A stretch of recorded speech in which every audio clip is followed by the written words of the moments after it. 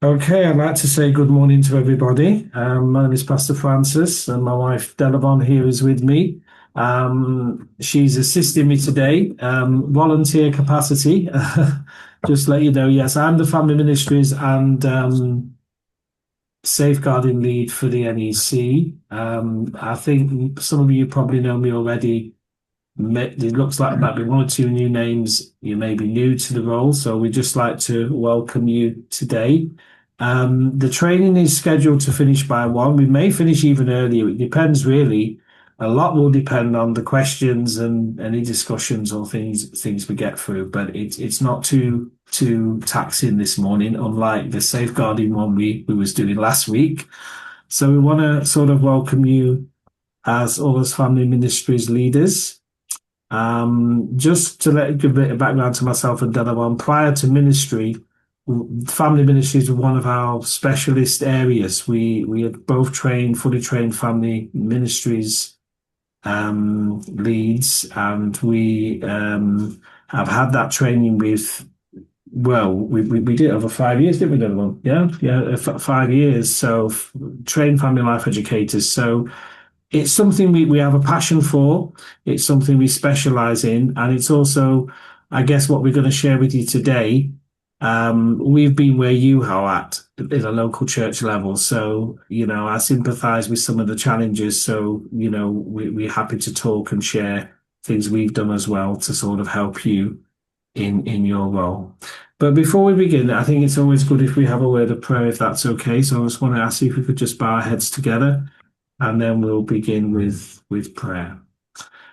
Oh, gracious Father, Lord, I just want to pause a moment to thank you again for giving us this new day. I want to thank you for our leaders which have joined at this moment in time. And as we begin this training on the family ministries work, not only for our conference, but individual churches, I want to pray a blessing upon each of our leaders. Some of them are new, and I just want to ask you to equip them to be effective as they minister to our families, and much needed work in our church today and in our society. And as they have impacts both in their local church and in their communities, we want to pray, Lord, that you will guide us and bless us. And everything that we discuss, let it be to your name's honor and glory, we pray. For we ask these things now in Jesus' name. Amen. Okay, so it's nice. I'm really pleased a couple have got your cameras on, but it's nice when you do put your cameras on because we feel like we're not speaking to blank screen if it is safe to do so. So that would be really good. I just want to encourage you because we did say to some of those who'd come before, thank you very much. There, it would help as well if you could put your name and church that you're from. And also maybe if you let us know if you're new to family ministries, because we appreciate we've got a few new people here. It would be of help. So I don't know. I've got Natal and my sister Vera helping us at the moment. So I'm going to introduce Sister Vera in a bit. But just first, Natal, could you just go through with the folks how they put their church in? If you could go through that with us again, please. Thanks. Okay, so when you click on where your picture is, if you hover over on it, you'll see there's 3 dots in the corner. When you click on the 3 dots, it will allow you to scroll down to the very bottom and it will say rename. And that's where you just add your name. But be very careful that it's not highlighted.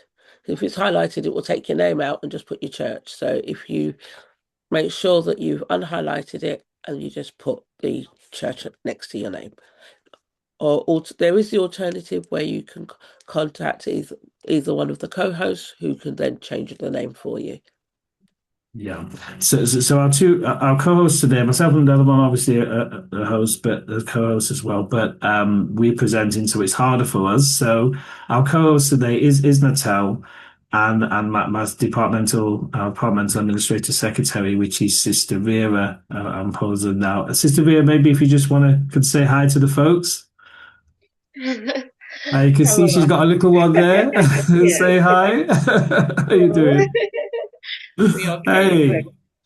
Thank you. Yeah, Sister Vera, she looks after not just the family ministries, but also women's ministries, not with yeah, children's as well. No, sorry, it's children's, isn't it? Children's and Yeah, prayer, I children should in say, prayer. Yeah. and community service. Yeah, children's and prayer, but it's a full load. It's also the safeguarding as well, and she has to do a lot, don't you, with the DBS. So there's a full workload on. But she'll be a point of contact normally when you bring in, to sort of help you with things and to sort of, guide us through. And obviously when you need resources, because we want you to be equipped to do this effectively. So I'm seeing a lot of new faces. What may help me? I think a lot of you may be new. Is it possible for you to raise your hand to say, and the react button just to say if you're new to the post?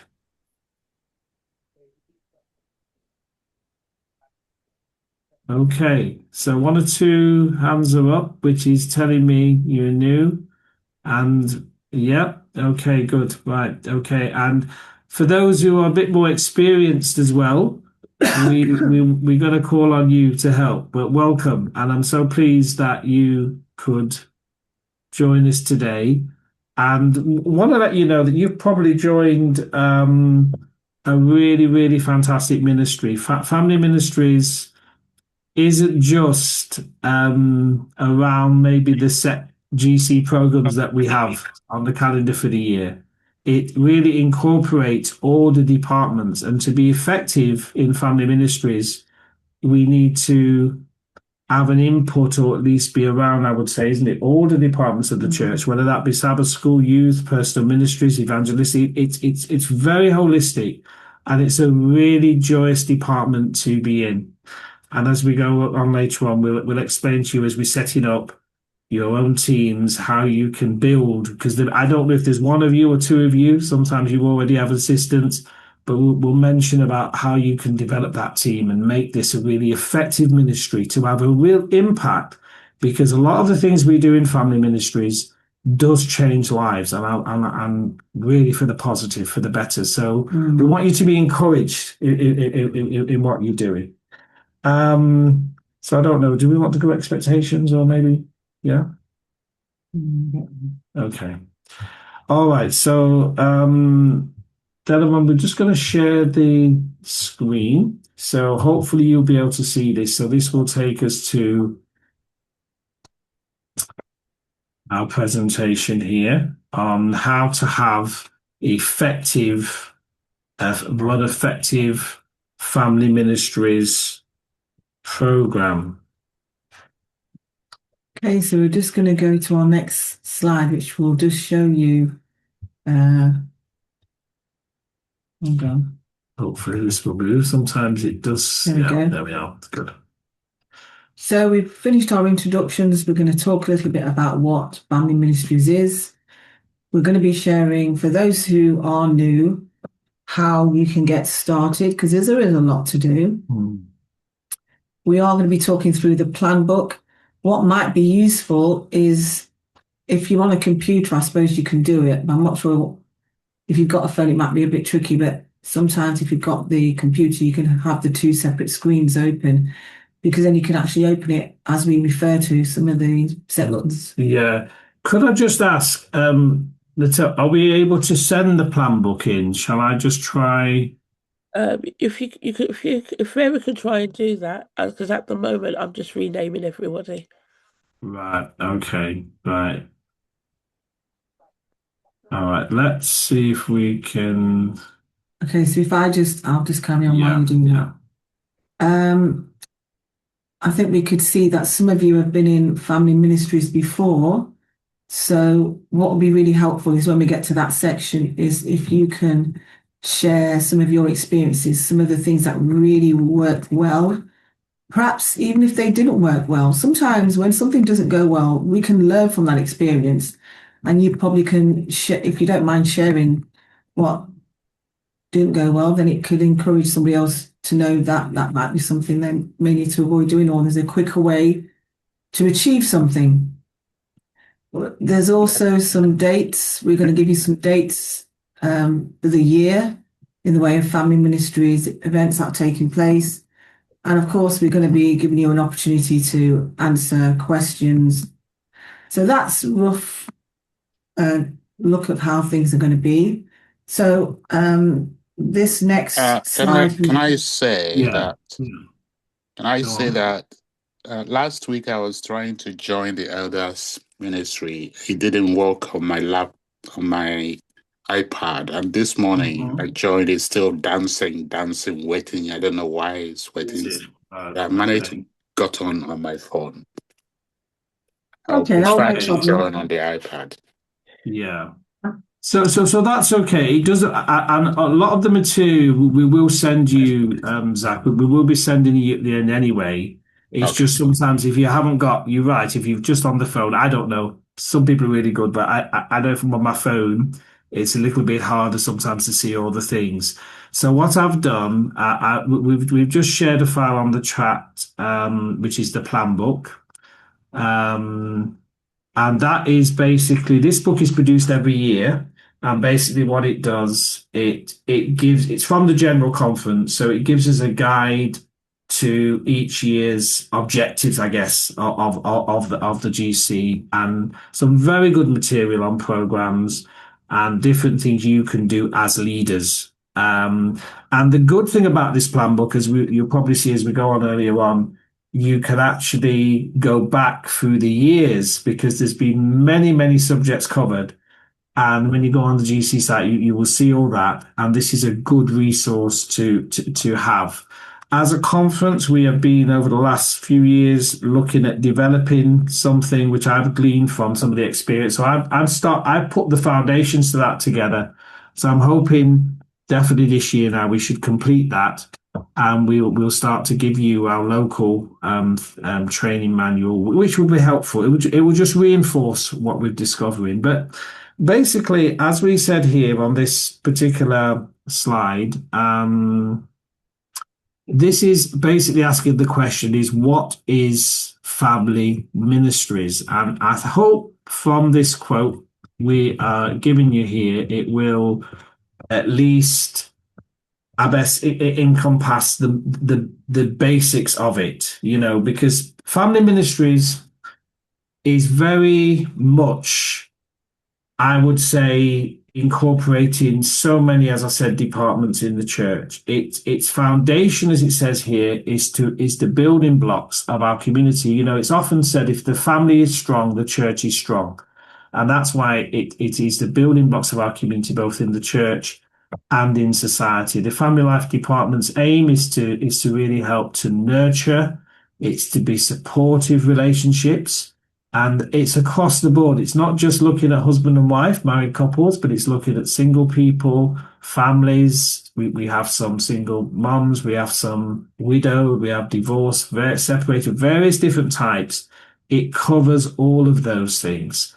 And we really believe that God created families to really be a place where people can have that nurturing, that warmth, that build that loving relationships and discover what love really is from God's point of view, because we have many types of love, as we know, but from the spiritual point of view, what love really looks like and what does it really mean to be loved? Because there's many people coming to the church for whatever reasons, they probably have not experienced the best possible family experience which God would have wanted them to experience. And part of our work is to help them, I guess, achieve that. And as it says here, right at the end, in families, children develop beliefs, they develop values, they develop attitudes, which translate into behavioral patterns that shape their future. What we do now for our kids and our children as they're growing up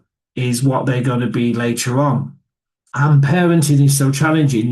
There are so many things that we need to grapple with, but it's about laying those right foundations. And, I like the end bit, which says the department takes the view that happy, healthy people who have positive relationships can be a powerful influence in a broken world. And I think the message we know as leaders, we need to always ask ourselves, what impact could we have to be that influence to those around us. Because when people come into church, the very first thing they meet is families, isn't it? Relationships. And if they see the church as a positive, they're going to then expand that, aren't they, Donovan, to everything that we do. So it's really important to lay those foundations. So there's a lot in this statement here. But when you think about family ministry, start thinking about some of the things I've said there. And I don't know, maybe some of you have some thoughts as well of what you think families are. I don't know if you want to shout out if there's something you feel we've missed there, but I mean, we're just trying to be pretty general. Okay. All right. So everybody's happy with that, but that's good to sort of have the foundation. There are many different types of families, aren't they? I should have probably asked the question first before we put this up, but we've put it up now. It's not a full range here, but as you can see, there's so many different types of families, whether they're married, whether they're adopted, widowed.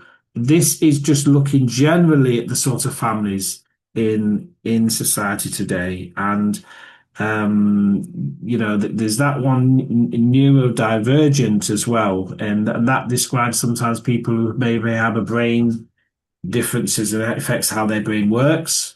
They have different strengths, they may have different challenges. But it includes mental disorders, all of these things. But within church, because you've got to look at the community around us, we're going to have sometimes all, or maybe more of these types of families come into our congregations. And I guess what we're really saying here is how, one, we have to, from a safeguarding point of view, we have to make sure church is safe, but how do we minister to those needs? And some of those needs may be, as we know, because of the faith we believe, and we know what God's ideals is, they may not be God's ideal, isn't it? So some people are on a journey which need to be restored. And God's part of the salvation message is to restore them, to bring them back into wholeness. So the question is, were the things we are doing in church and the things we are saying, is it being effective enough to bring people back to where God wants to bring people back? I remember a counselor said one time that constantly the Lord is trying to restore us to the image he wants us to be. And so part of our messages are to bring us back. So even in brokenness, God wants to bring us back. And I hope that makes sense. So these are the kind of things we're dealing with. So when we're planning our programs, when we're looking at our things, we need to first understand. And I suppose if you go and do some surveys in your local area, you will see the needs, what are there. But we've got to minister to all of these needs and try to think how inclusive is what we're doing. I think that's the best way of saying it. So there are a lot of different families, a lot of different types, a lot of different structures. But how are we actually, going to approach that, and how are we going to actually deal with those situations? So this next slide is talking about the characteristics of family ministries. And if you can just look, we're going to move from the left to the right. So that first part there, it just says it sees people in the context of their relationships. And then just above on the next door, it says it looks at the needs of the family at the different stages of their development. Because there are the different stages in families, isn't there? There's, where you could be just courting, then you're engaged, then you're actually married, then you've got your family, you decide to have a family, then you've got raising the children, and then you've got children leaving home, you've got empty nesters, all those different stages. And family ministries is kind of difficult, really, because you have to minister to all of those different families. And it's about making sure that your programs just aren't meeting one particular group within your church. You have to make sure you're covering all of those different groups. Even the empty nesters, those who are retired, they need just as much attention as do those who are married or those who are engaged in courting. So we have to make sure that our programs cover the whole church. And then we've got strengthening existing relationships. There's some, I think I'll mention that as we go along, but there's the next one there offers restoration for those suffering from brokenness. And that could be brokenness due to divorce. It could be brokenness due to some sort of abuse. It could be brokenness and pain due to bereavement. So it's about helping those individuals. Family Ministries also, it says there, the next one, they're teaching competence in interpersonal skills. That's looking at the different programs you can put on in church to help everybody communicate more effectively. So it's about communication. It's also about perhaps conflict resolution, things that everybody can benefit from. And then it's got education, enrichment, counselling, and last of all, ministering, the ministry of God's saving grace. Because ultimately, no matter where we are, everyone in the church is not in the same place, but we have to reflect God's love and God's grace. And I think that's crucial, because church shouldn't be a place where people feel condemned or people feel judged. It should be a place where everyone can feel that they belong. I think that's so important. Yeah. Can I just ask, before we just move on a little bit, because some of you have done family ministries over the years, looking at some of these areas we're just touching at, has anybody had any particular program or things they've felt they've done which has been really beneficial? Or how have you ministered in these areas?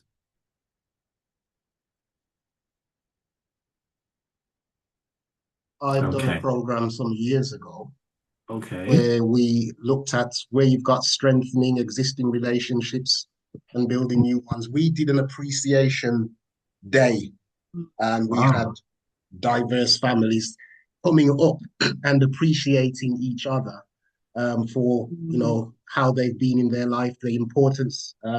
So we've had children actually talking about their parents and the impact that they've had, the parents talking about the children. But we've also had friends talking about each other, stating, this is my friend because they've been there for me through thick and thin. It was a very emotional program. There was lots of tears because it was quite unexpected. We didn't tell people who would be appreciating each other. So it came by surprise.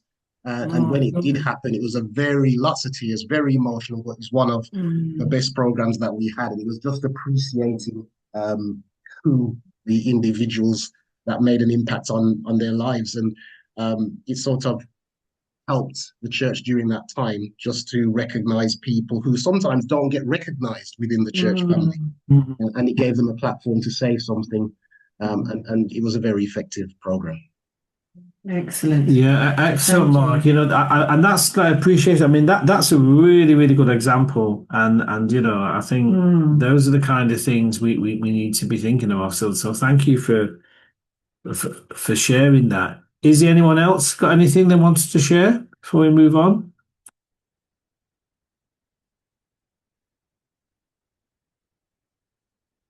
Okay.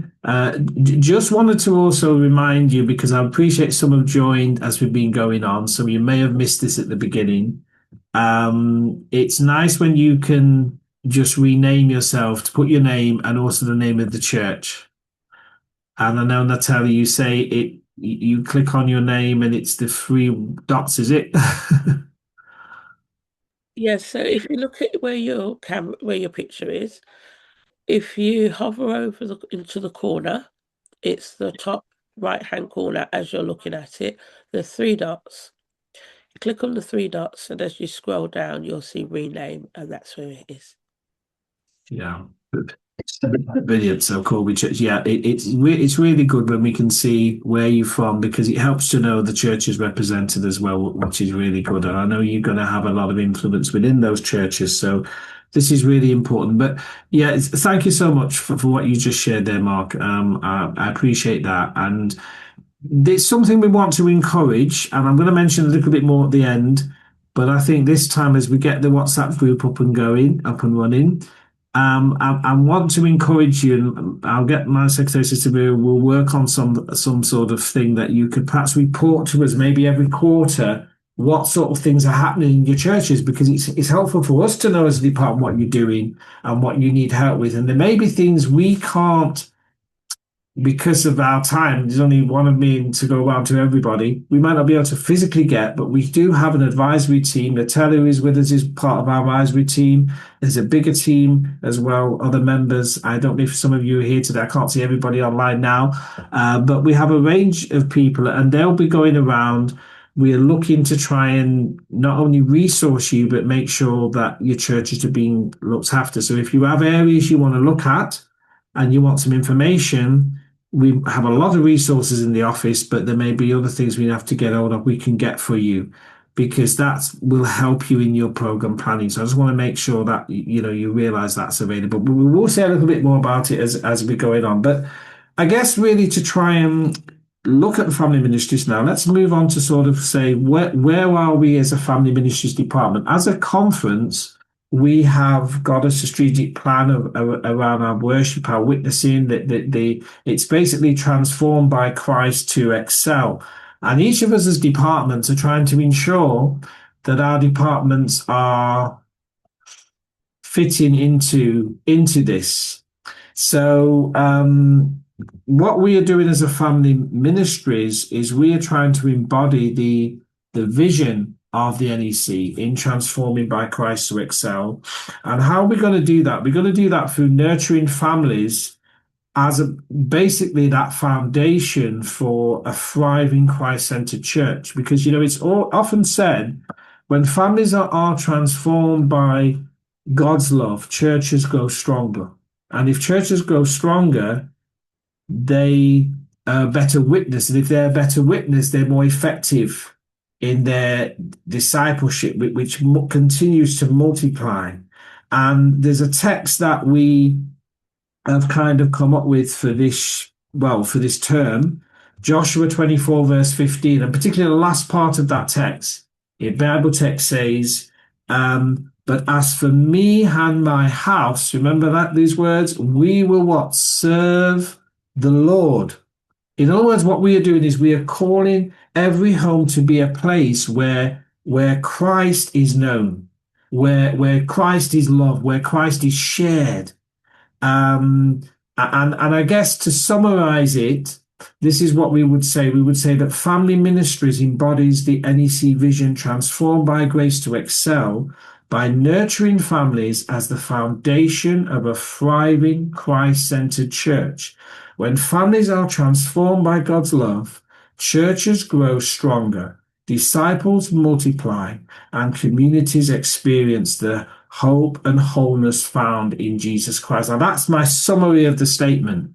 So what we're going to try and do now, whenever we send you things out, that is going to be the statement. And we want you to be thinking about that as part of the vision that you have for the ministry of the department. And it's in line with our strategic plan for the conference. And it's divided into, as we've got up here, mission. One of the three elements that we need to do for families is we need to strengthen families. That's one key thing. Families need to be strengthened, and they can only be strengthened if they are equipped and they, I guess, are supported as families in their spiritual growth. So the things we need to be thinking about, what are we developing? There's a book we'll introduce later to you on worship, on family worship, and just praying and studying together. But they need to grow spiritually. They need to be equipped emotionally. Also to be relationally, become centers of transformation in their home. So strengthening families, that's the first element. The second element is to restore relationships. And we do that through, I guess, promoting forgiveness, healing, understanding within families, reflecting God's love and unity, and even how to perhaps deal with those challenging situations in conflict and stuff. All of those things are part of it for restoring relationships. And we did a program back in May. We had Pastor Victor Marshall come up in Manchester, and he did a whole thing on restoration. So that material is available, and we are looking to try and look at that. How can we restore families and just bring back that spiritual unity and grace and love within our homes again? So that's something we're working on. And the third point, which I think is really important with mission, is the empowerment for mission. Provide that training and resources that enable families to share their faith and serve others through compassion and witness. How are we impacting our communities around us? What do people know about it? I used to often ask the churches, if your church was to burn down tomorrow, who in the community would miss it? What impact are we making in our communities? And this is really, really important. And as family ministries, there's so much we can do. For example, if you're living in an area like one of my home churches was, where there is a lot of single moms, single parents, why not do a parenting class? That's a way to influence. So you can find ways to influence. And I don't know, Donovan, if they want the vision of family. So that's the mission, the vision. And this basically says, as it says here, to see families transformed by Christ so that the church thrives, disciples multiply, and communities experience hope and wholeness. And we're repeating that again in Jesus. As for me and my house, we will serve the Lord. So that's the key text. And we just reinforcing what we just said there. And some of our values. What about our values? I see some people have joined us. We can let them in, please. Yeah, thank you. It seems to be growing as we go along.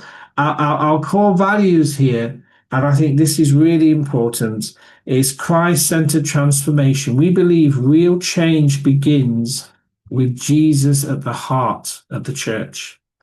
That's really important. Discipleship in the home, we encourage families to grow spiritually together, and strong and healthy relationships. We promote communication, reconciliation, and compassion. These are the fundamental driving pillars, I guess, of the ministry.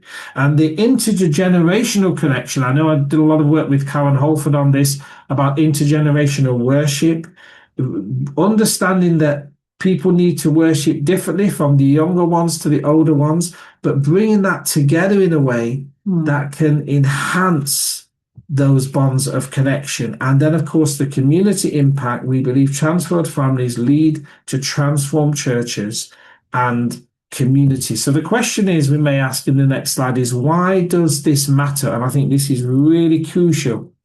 Why it matters? Transformed families build transformed churches, and transformed churches impact communities for Christ.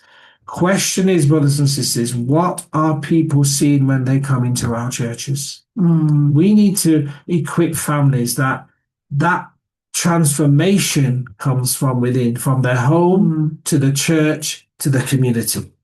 And that is the impact. If I could just add something. As you can appreciate, we do travel to a lot of different churches, and I can just share something I observed. We were going to a particular church, and we pulled up just outside the church. And I think we were able to park. I think we parked there because it was an okay area to park. And we were just getting our things together before we came out of the car.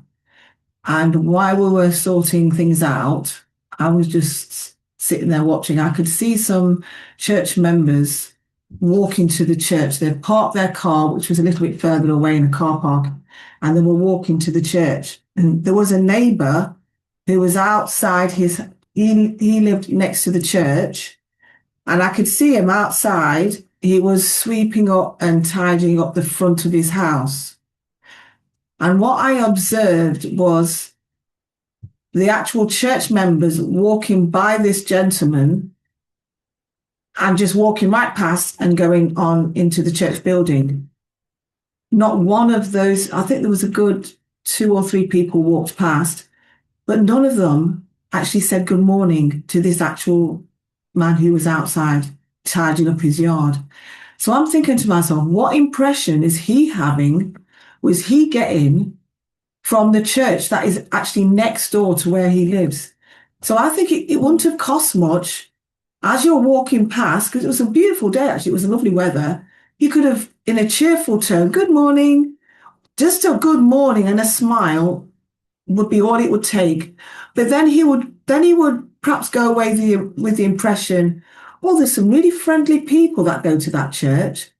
one of these days I must try and go in and see what they're doing in there or something. But walking past without saying a word to the person, walking around them, I don't think it's going to give a very good impression, is what I'm basically trying to say. Yeah. Yeah. It was just sad. I just felt it was very sad.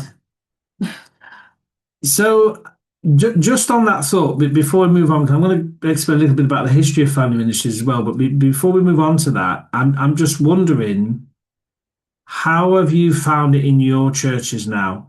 I don't know if we could stop this a little bit just so I can see everybody on the screen, because I can't even see people at the moment. Yeah. We'll just stop the PowerPoint a minute so I can at least see you. Most of you, one or two of you have got your faces on, which is good. How are things worked in your local churches? Are there things you have done which you feel or would like or thinking about doing which you feel could have an impact more on your community? Any thoughts? Or anybody who've been in family ministries before who probably have done some stuff already? Giving you a bit of time to share as well.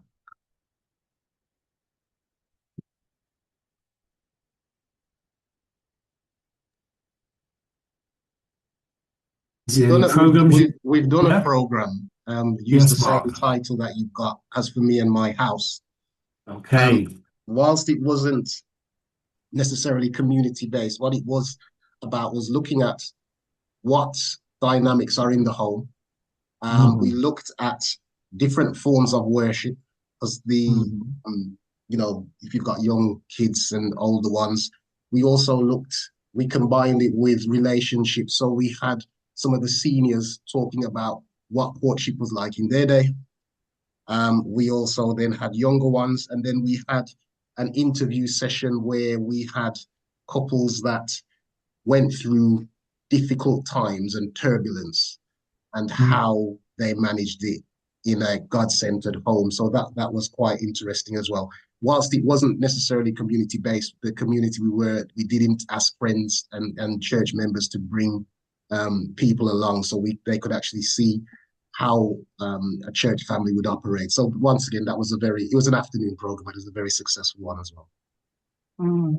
Sound like you did a lot of good things there, Mark. That's really, really, really good. Because you see, sometimes discussing real issues is one way of helping, I guess, individuals even experience that healing. Because sometimes, it's only as we come together, as we pray together, as we discuss together, that we can manage that. And that's where, we will be showing you at the end, as well as family ministries leaders, it's really important to be letting the church know of the counselling, facilities which are available as well, which can help you, because part of the gospel, brothers and sisters, is not just the Lord saving us spiritually. God wants to save us mentally. He wants to restore our thinking, restore our minds, restore where we are as individuals, and bring us back ultimately again to the place he wants to bring us back to, which is to bring us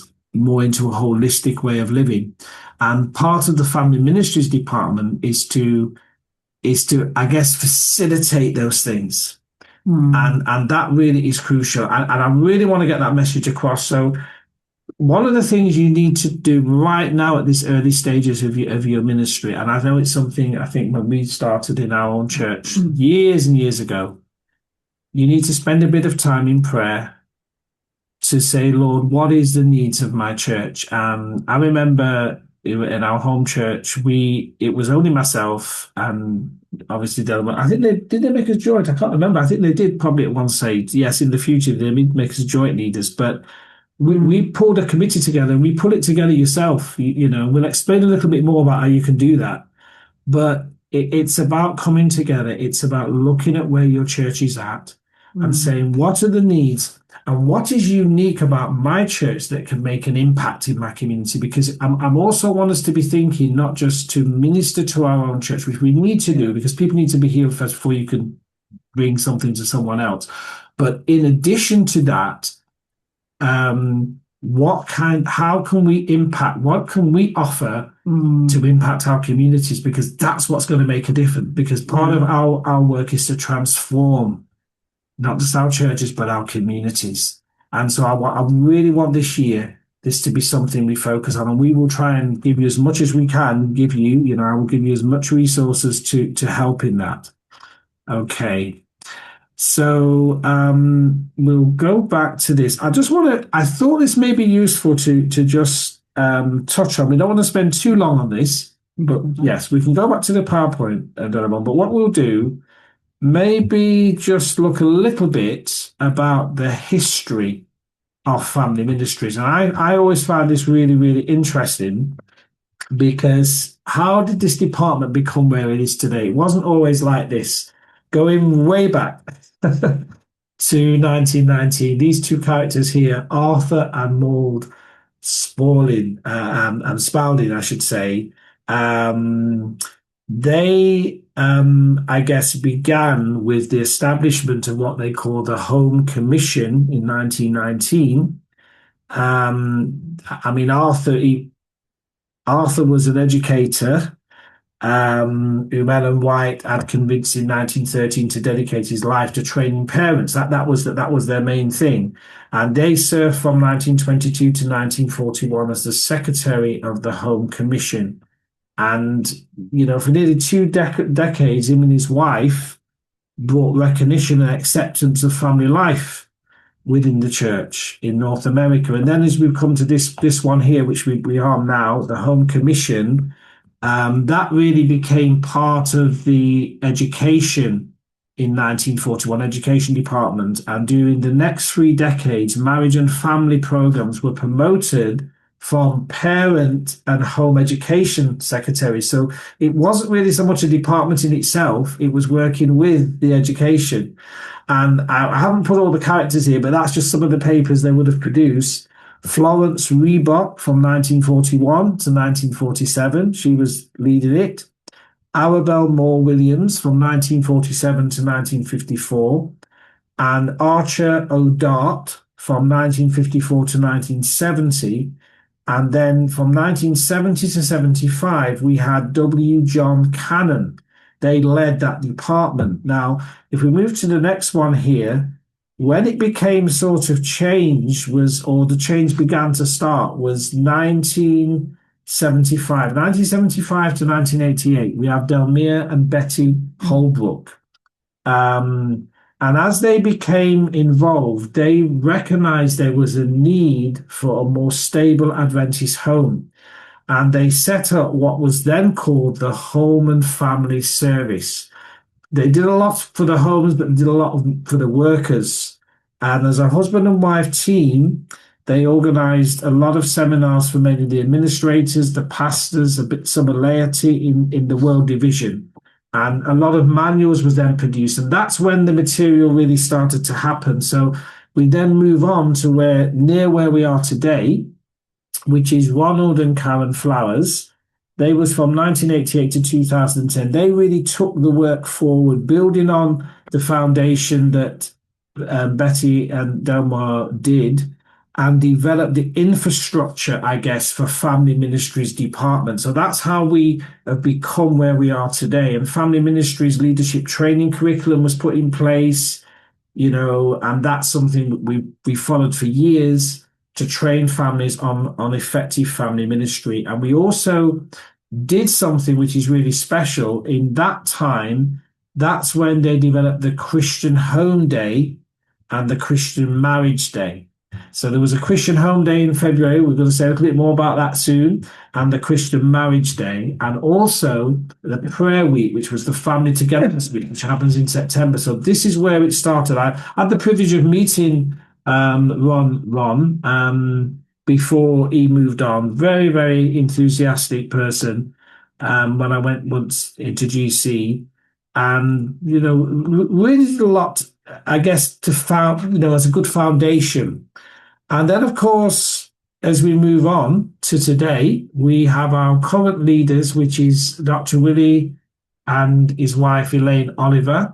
Again, we've had the privilege of meeting them. They came to do a lot of programs. We're hoping to try and bring them over one at one time, but it's getting them. And I know it's time, but never know. It probably will happen soon. And they're our current leaders. And so much is done through the work that they do, and they've just continued to develop the work over the years. Now, some of the moving on, so that gives you a little history about where we are. So it's really a growing movement, you know. So we can now just, this is two of the materials that we've produced this year. It's a little bit more going more digital, as we used to get these physically, the all digital versions now. So we have two major events for the year.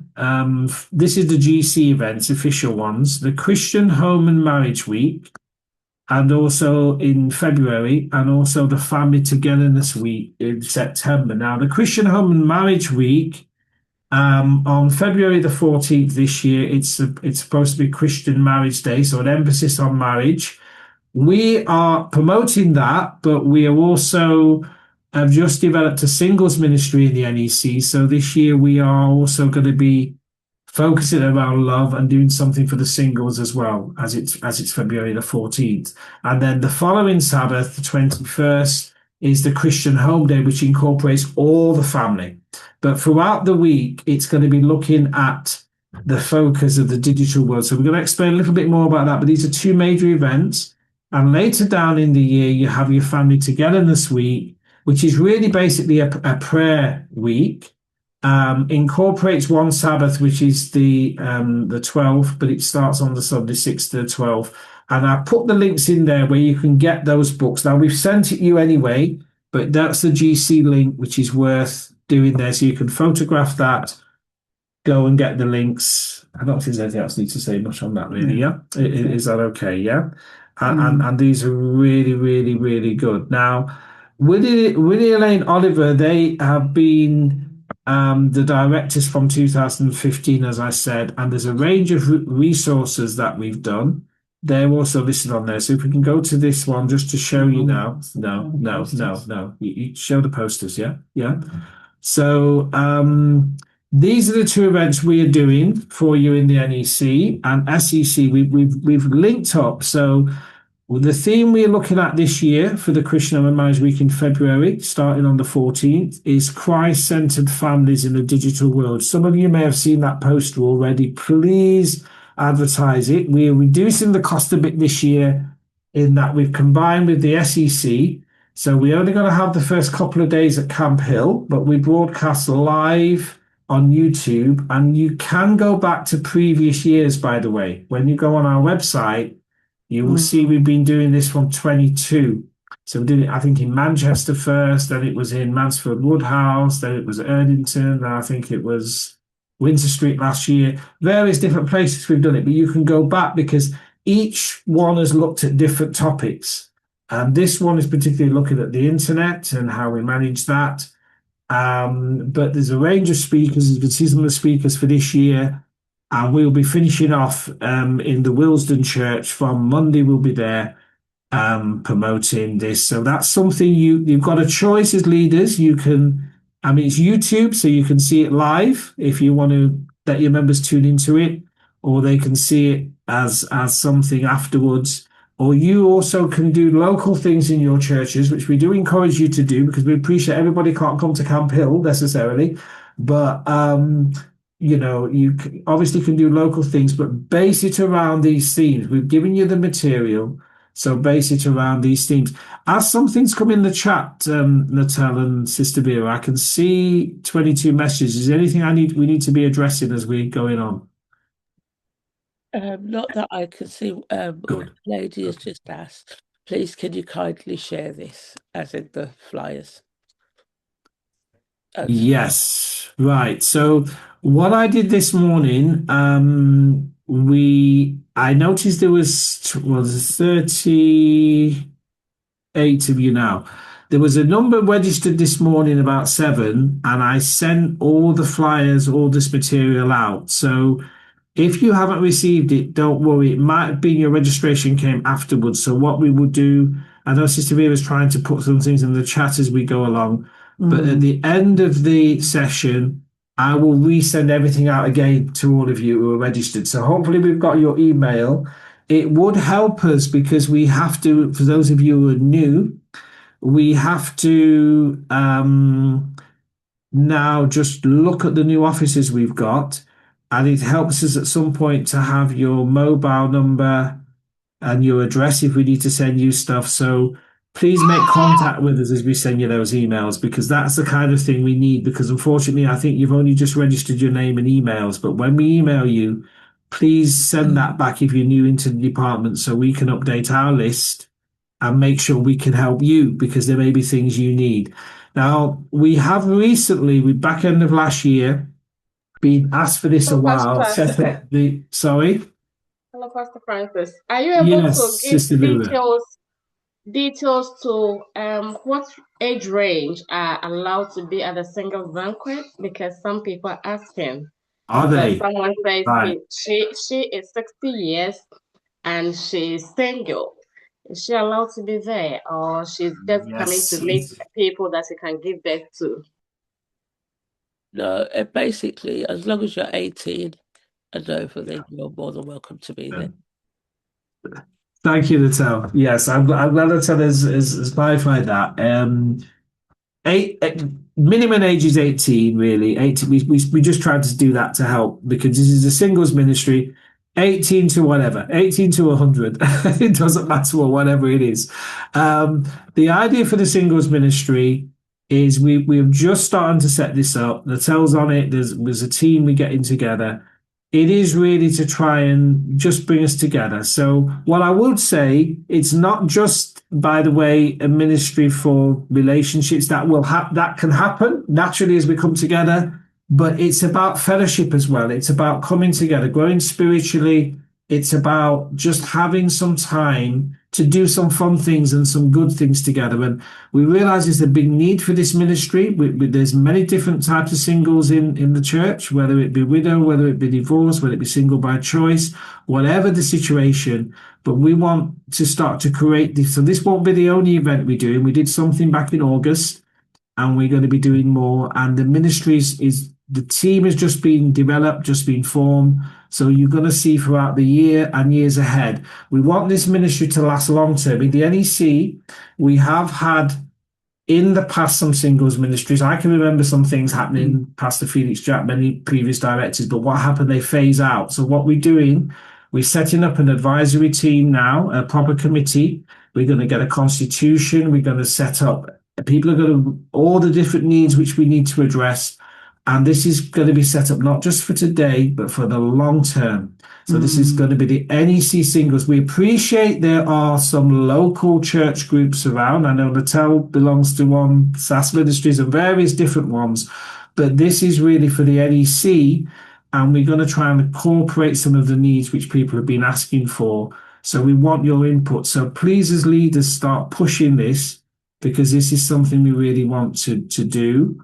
And I'm really pleased Sister Vera has also put I forgot to send this morning as well. We have a special family email, so family@necadventist.org. If you have things, you can use that as an email. That's a point of information. It's also where people can interact with us. So particularly for the Christian Home and Marriage Week, there'll be a question and answer session throughout every night. People can email us on that. We will respond with some of the answers some of those questions. So this is something we want to develop. I'm so happy we've got Elder Jackson coming to be our speaker. He came again last year, really good. And he does a lot of work with young people. So we want to actually make sure family ministry is inclusive for everybody, because it is concerning. It's concerned for our marriages, healthy relationships, it's concerned for the holistic family. And that's why this has been set up. So that tells you a little bit about what's happening. All those things will be shared. Please share them as leaders. We need you to be the eyes and ears, as it were, and to share events which are coming out, particularly when they're conference events, and also when you have your local events, you need to share those with us as well. So some other things we do. This is another program which we need to probably do a little bit more on, called the Family to Family. It's a 1-year plan, and it basically It's from the General Conference, but we're going to adapt it to fit into our strategic plan at the moment to help each family can become a witness. And you basically befriend a family. That's how it is. There's some training material for it. So for those who want to know more about this, want to run something like this in the church, we can get some material. We can redevelop some of the stuff what's there. Please get in touch with us, because this is, I think, a really good way of outreach. We've done a lot of these presentations. Haven't we done them on, in the BUC? We did some stuff. And we've got some training material we can let you have to equip you, but this is a good program to run. So that's something there. There will be some links on the site. So that's one of the programs. Another one of the programs which are there. Now, this is something both Willie and Elaine have been doing for many, many years. There is the link. Take the link. It's a series of things that are there, looking at real family talk, and it's something which they look at various topics that they have been looking at. They've been looking at anger management. I put down as one of them. Sex and the Christian, managing children and teens, parenting 2.0. Praying through crisis, and much more. There's so many things they have. They're all video, very short, 15, 20 minutes, I would say, just kind of video presentation. Now, to be honest with you, this is something, these are from the States. We're going to have to update, unfortunately, our webpage. I had a new communication leader change, so we will get these updates over so we'll put these links on. We've got some there already, but we'll expand on it.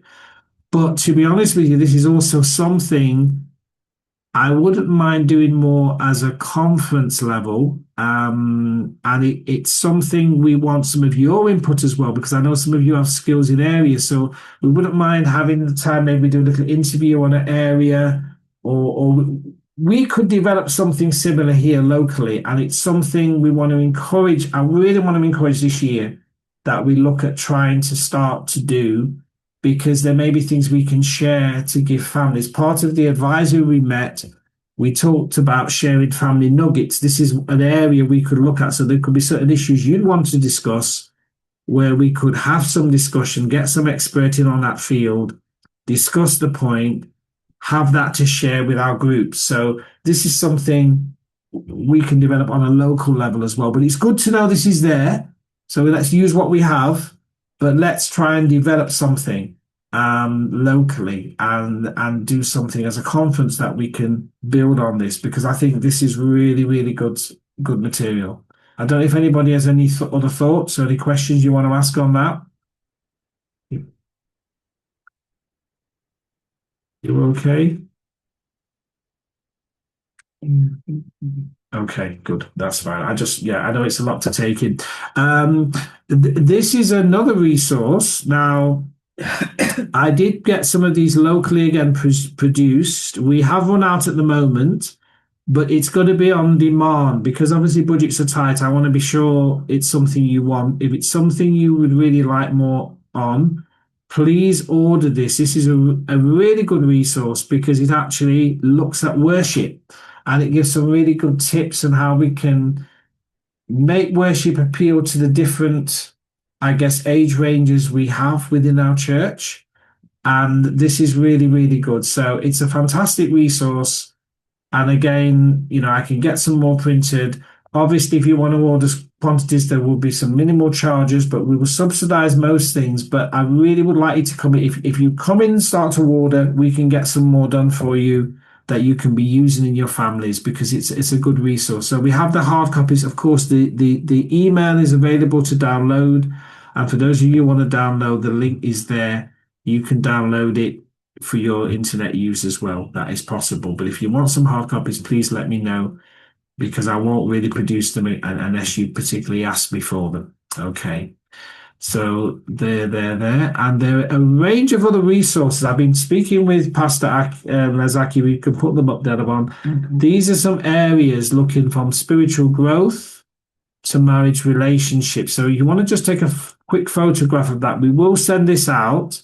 But as you can see, we're looking at a range of things, family life stages. These are some things people have asked us for these kind of things. So it's something we're looking at. Some things we have material we're going to develop, and over the next few months we're looking to develop some of these material so you can use.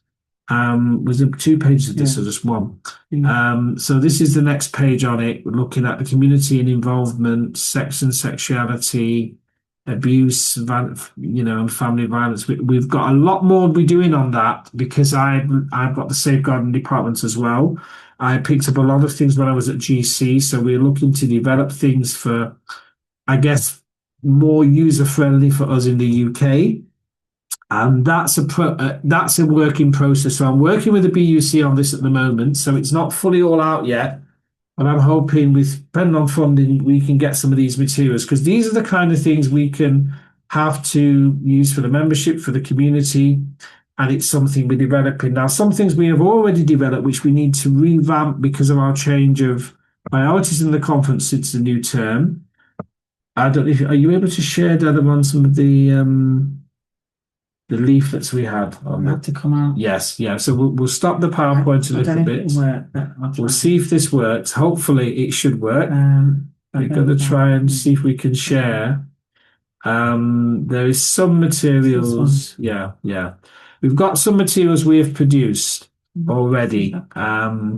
That's one. It's changed a little bit now. So this is one looking at parenting, preparing, and it's got little tips, little reading, something you can share.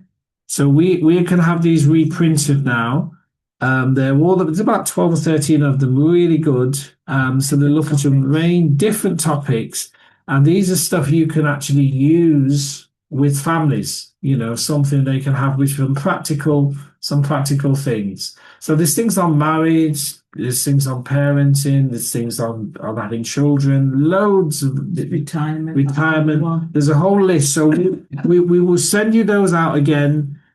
There again, you've got the email versions, but if you want hard copies, again, you will need to contact us because it'll be a demand basis. So over the next few weeks, if we see these orders coming in or inquiries, I have really tried, as I've been going around the churches, we always bring some to the churches. So you would have seen some of these around.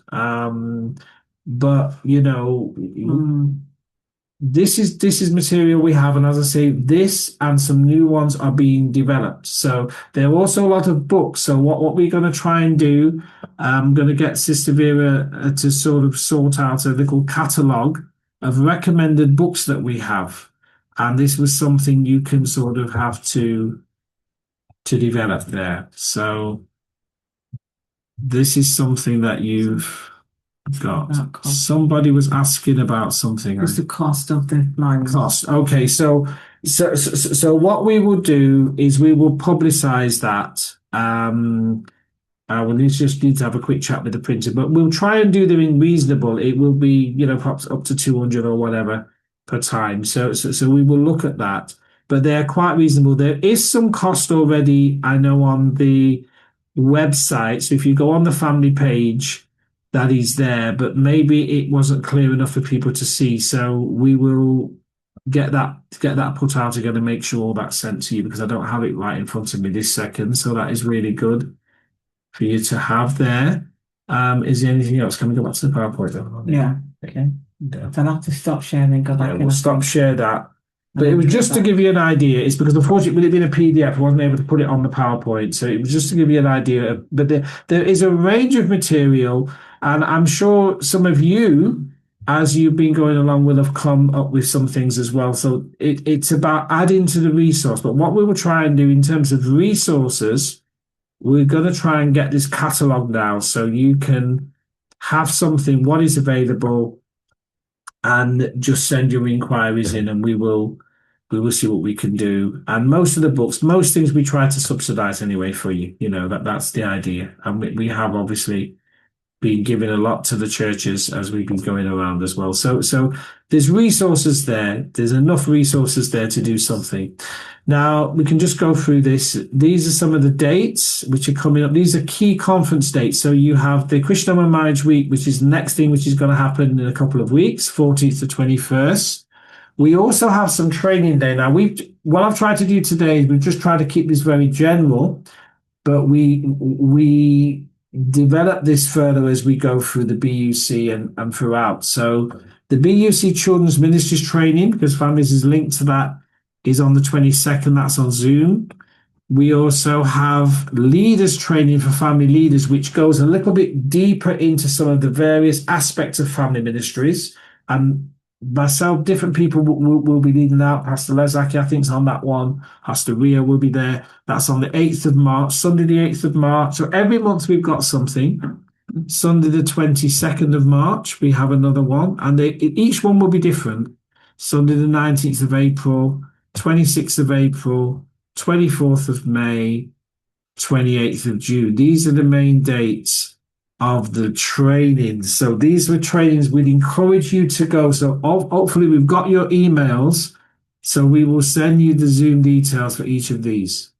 And we'll register you. If you register you will benefit. So this is really going to help you develop your ministry. So we're not leaving you here today. It's going to continue. And then when this is finished, we will then start looking at something locally. But because the BUC and SEC had some of this planned already, I thought it's best that we work together. I think I know we're involved in one. I can't remember which one it is now we'll be doing, but we'll try and make sure we develop this, because we want you to be equipped in training. And the more information you have, the more equipped you will be. There are some other major events happening. Family Camp, which is from the 24th of July to the 2nd of August. This is something we encourage all families to come to, and it is camping at Aberdowen. So this is the NEC camp, but it's open to all. We're very international, so we want to right. So the question has also been asked, I think, will all these sessions be recorded? Just like we're recording this, we do try to record the sessions. I need to just check. I will have to just check, though, with Pastor Rio and Pastor Aki, what that plan is on that. But normally we do try to record them. I think last time we had a bit of an issue with a couple of them. So we'll just see how that goes. But I will confirm all that, but certainly this has been recorded. Certainly ones we do try to record where we can. But it's important if you can, try and link in, because it's not just about being at the session. It's also about the fellowship and getting to know others from other areas as well. And particularly because both conferences are coming together for those. So it's nice to meet other leaders, and you can sometimes get ideas. So that's the important thing. So when you can make it, it is really important. Then we've got the family together this week. So you need to be thinking about that, because that may be more of a local event. Something may happen online from one of the conferences, but the main thing is you need to be thinking now, planning for sort of that locally and how you're going to sort of make that work. The dates are kind of set from a GC point of view, but it doesn't mean you cannot sometimes do things at other times. You can sometimes, because of the way your calendar's working, that sometimes has to happen. But try to work with other departments as well in kind of working. There is a couple of other things we are doing. I know there's something happening in Area 3. I've not put all that in there. But I will mention that for if we're in your area, like I know we're in Leeds in April, so when that comes, I'll let you know. There is also the Marriage Enrichment Weekend. Now, this is we missed a year, but we're trying to make this happen. Again, I've had to team up with the South because of finances to make this work, but it's going to be bigger this year. We've opened up to 60 couples at the wonderful Staverton. And this is the Marriage Enrichment Weekend, 18th to 20th of September. We're going to start to develop the flyers for that. So when couples come together, in addition to this, I'm not saying it's always going to happen this year, but it's something I want to try and look at. I know we had something happen voluntarily last year. A local area did a weekend for their families, for their marriages, couples. Now, it's too expensive, as you'll discover. This is well subsidized. Whatever price you see us charge for this, trust me, we have really slash the cost. The true cost is, and that's why it's so hard to do. But this is how one church did it. They did something locally. Instead of staying over from the Friday, they did a program in their church, local church, on Friday nights for the couples. And then they only stayed over one night, which was Saturday night. So they went to a hotel for the Sabbath, and they stayed that one night and then left on the Sunday. That helped reduce their costs personally to the couples. And then they just had to pay for the seminars and the meals there. So it's an option we could look at doing, or you could look at doing on your local area levels. We have got a team now of people on the advisory, so we would help you to facilitate that, or if you're interested, that's something we really want to get, because we appreciate marriages need some support. I also feel outside of that, if we can get people for each local area, you could set up a little Zoom time when you come together and meet. Hopefully when we get our new office in the NEC, we've got the office, we're just getting it ready. So when that's ready, we're looking perhaps to maybe do a marriage course, which runs over a number of weeks. And we'd encourage churches to do that as well once you've seen one being run, because that's what helps families come together. We need to find ways of supporting. So if a few married couples come together and have those discussions, share that material, that can help them grow. I can see Mark's got his hand up, so I will take that question, Mark. Not really a question, but when I was doing family ministries some years ago, we did it wasn't simply a marriage thing. We did a marriage day in a hotel on a Sabbath.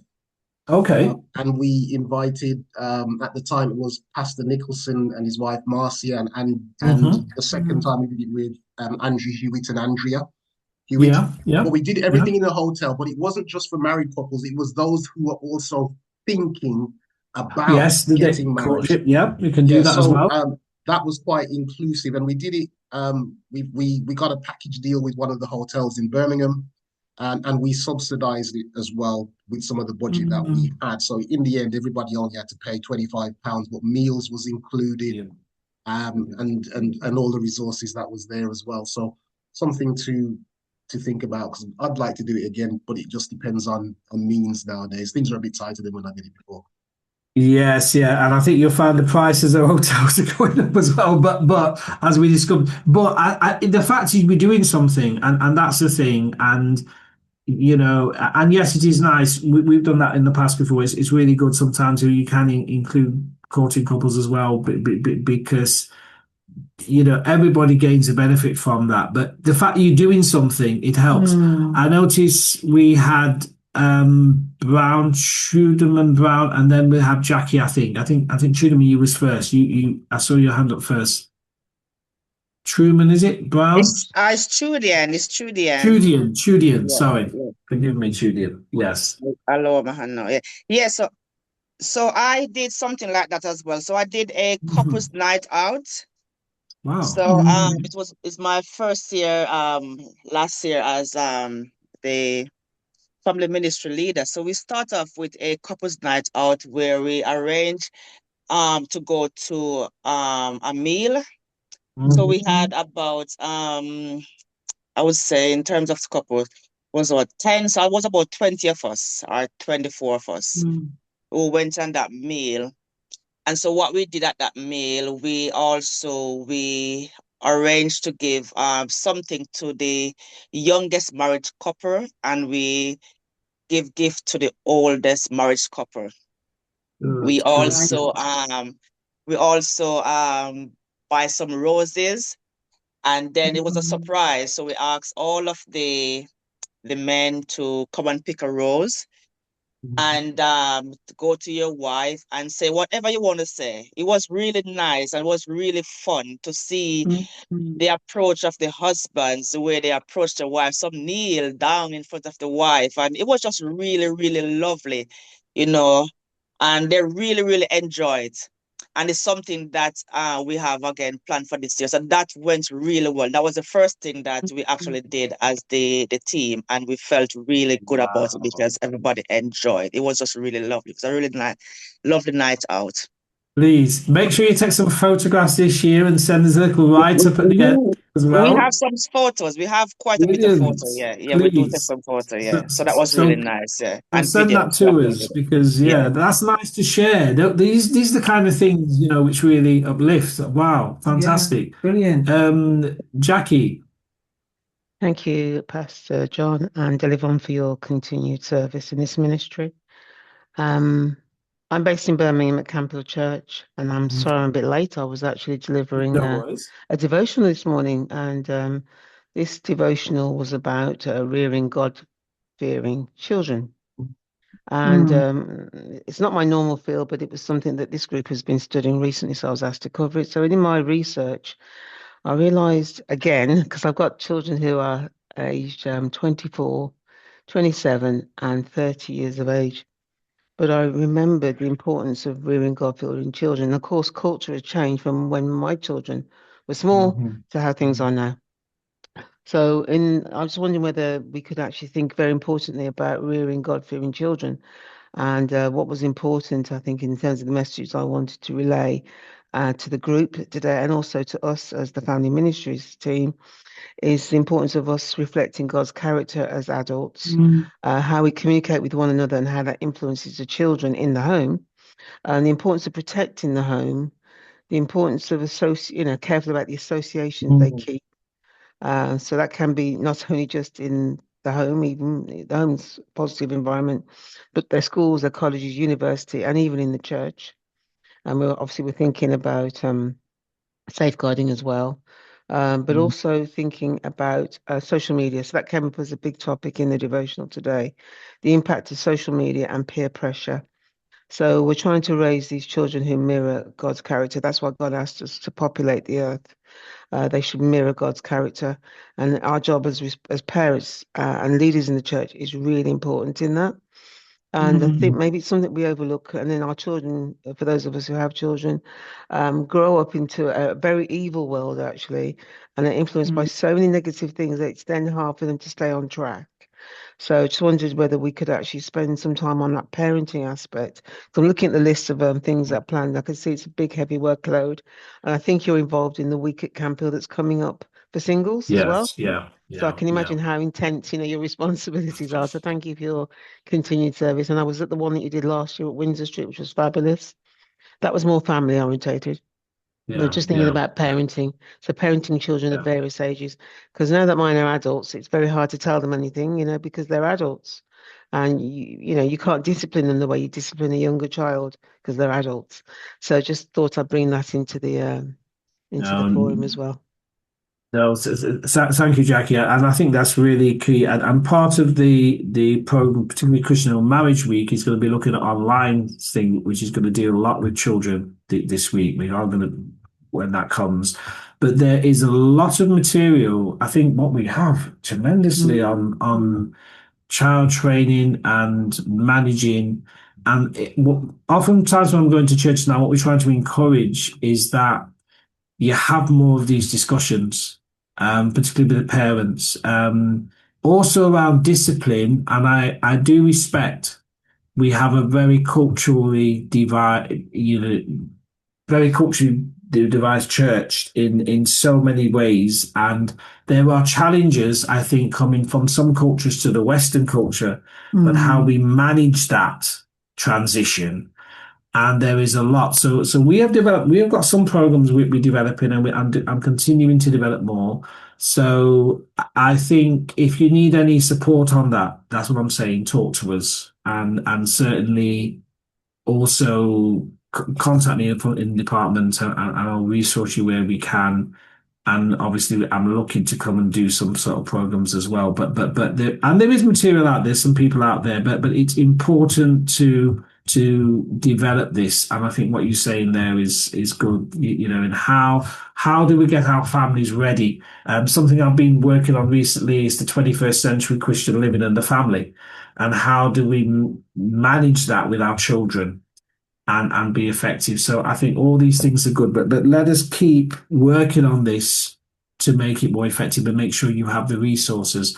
I think, who I've lost, is it Kennedy? Is it Kennedy, or was there someone else? Natal? Kennedy, I think, maybe, possibly. Kennedy. Kennedy's next. Carlisle, Kennedy. Brother Kennedy? Can you hear me?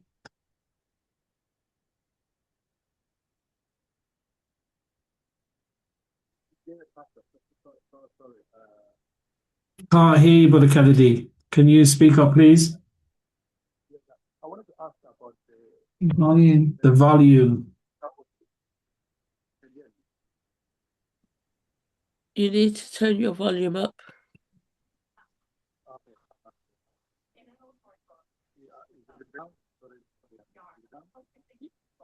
Wow. Oh, we can't hear you. Sorry. Sorry, I don't know what it is. Unless you want to put it in the chat, and then Natel could probably read it, or Sister could read it for you. Is it better now? Again. That's better. Yes. Sorry about that. Brother Kennedy. Sorry. From my side. Okay, I wanted to ask about the post retreat on the 18th to the 20th of September. Did you guys taking place, or you are still planning it that it can take place? Oh no, it's taking place. We're booking it. All those things are all those things are there. We just haven't the leaflets yet. So we're discussing the theme, and we're gonna hopefully, I suppose, because we've got the Christian Home and Marriage Week coming up, we've had to get that out of the way first. Hopefully, early March we should start getting the flyers and brochures. But we've already booked everything with the hotel, so we've just got to finalize some of that now and get all that done. So everything's set. Okay, that's fine. Thank you. And we had a very good year last year, so we expected it to expand this year. So book everybody. But thank you for your support as well, Brother Ken. I know you do a lot in the area to everything that you're doing. Thank you so much. Thank you. Okay. Was there anyone else that I've missed, or is that everybody? Okay. No, that was everyone. That's everybody. Okay, so what we'll do, we're going to move on now to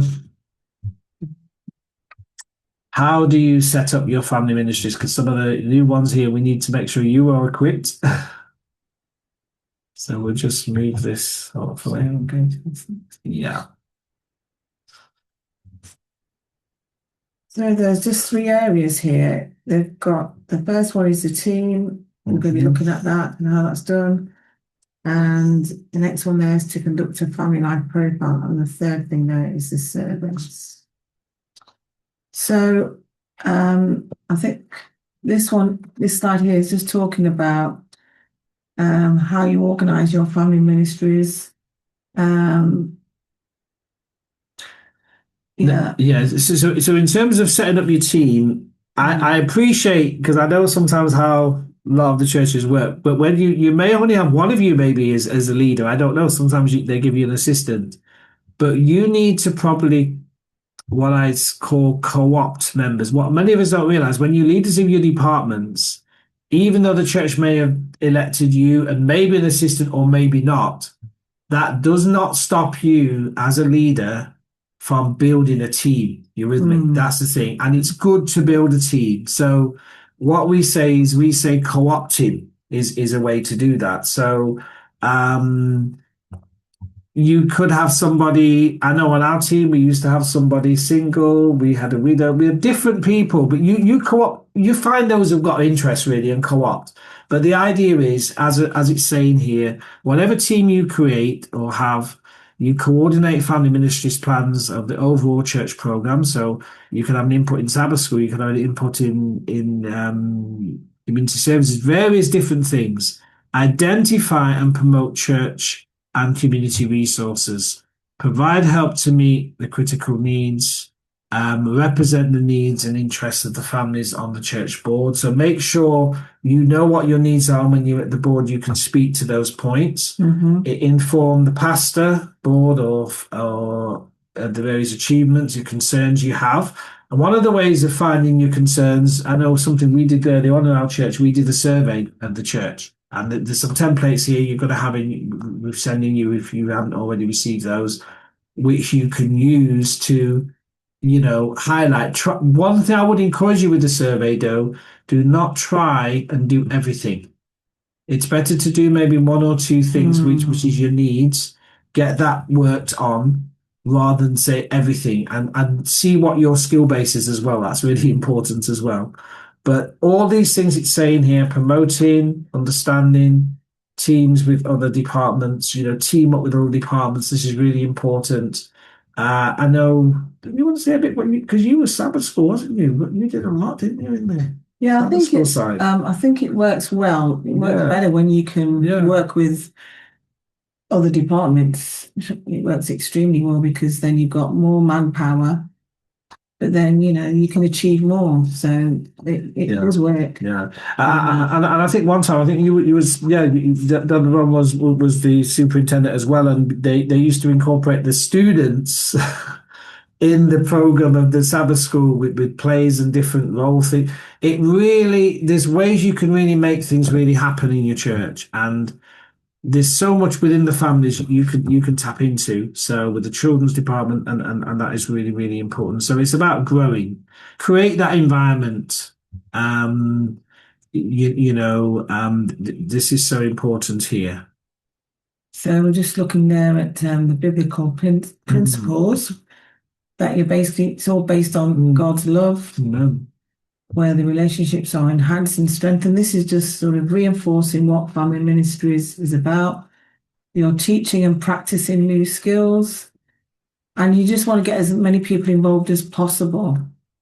And the fact is, have that communication flow between all the different groups within church, older people talking with younger people talking with older people. So everyone feels that they have something to contribute, which is so important. And that's part of the fun experience, isn't it? And this is a very important slide because this is talking about learning styles. And the fact is, you want to make sure that your programs, when you put your programs on, they're not all the same type of programs, because some learners are visual learners. So if you're just going to stand at the front of church and just be talking, and there's no PowerPoint, for example, some people will find that very difficult to keep engaged. And of course, if you can incorporate music, if you can incorporate where people have to be physically active, if you have to involve some social, it's always nice to have food and fellowship. I think where you've got events where there is some sort of food and social element, more people are likely to be wanting to get involved, especially if you are trying to invite the community.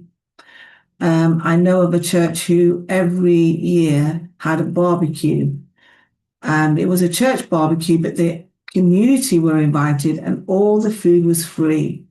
And so that's a really nice way to engage with your community, have that free food so they feel they can come and enjoy the food. And also you're getting to see who the members are of your community, and there was like bouncy castles and things for the children to use, so that that children will be there to have fun as well. Yeah, and I'm just thinking, because I do remember a program, we did a couple of programs on a local church, which one of them were really good because you had the speaker for the week, looked at various things, parenting, looked at relationships, a range of things, and then on the Sunday, when that program was then done, you got the community park involved, Stellamon said, you got the prayer ministries involved, the health ministries involved, various things. People came, and actually everybody just got, and the community started to come. So there's so much you can do to really, I guess, impact and really do something special for the families. And once you put a bouncy castle in there, once you have some fun things for the kids, that kind of when we had a resource thing with the books and things and the health combining. So that was perhaps a bit of health ministries, community services, and then you had a wedding vow renewal on the Sunday with the we did one on Sabbath, and there's also one on Sundays have been done in different churches. So it's there's various things you can do to enrich, I guess, your families and the couples as well in the church, but also for the community. And those kind of things, yeah, they do take a bit of setting up. I remember the one time you had to do a radio promotion, but that's what got the community involved. But it's amazing, and once you start doing that, everybody wants to come. And when they know it's family stuff, something on parenting, something to give them practical stuff, people come to those kind of programs. So that is a really positive way you can utilize some of the material which is available to you, definitely. So this is our plan book we have. And as I said, that will be, if you haven't already received it, I think it might be on the chat now anyway, but if you haven't already, you will get it to, now we don't have printed copies of this. And for that, I would really need to know there was some demand and it's what it would cost. So ideally, you could get the material and section it off how you need to, but it's not a total impossibility. But we need to know, and maybe across our two conferences, we'll have a look at it if it's something you really, really have to have a hard copy, but we don't get them anymore.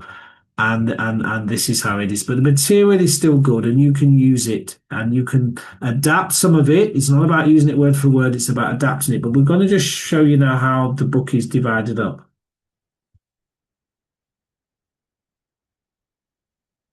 So you've got your sermon ideas, that's on page 11. Yeah, the children's stories, seminars. Yeah, it's all sectioned up. Leadership resources, tools for family ministries, and the appendix A and appendix B. Just trying to get the... I think if I just mention about the... so the children's stories are useful because if you do decide you want to do something in your church, you can use those children's stories. You don't have to use them as they are. You can always adapt them. The sermon ideas again, so you could give somebody the sermon. It's an outline. You don't have to use it exactly how it's been written. You can add to it.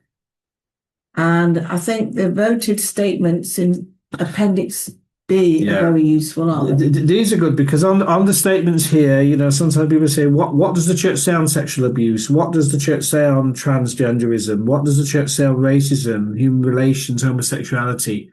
These are statements, GC statements, which are voted, which you got.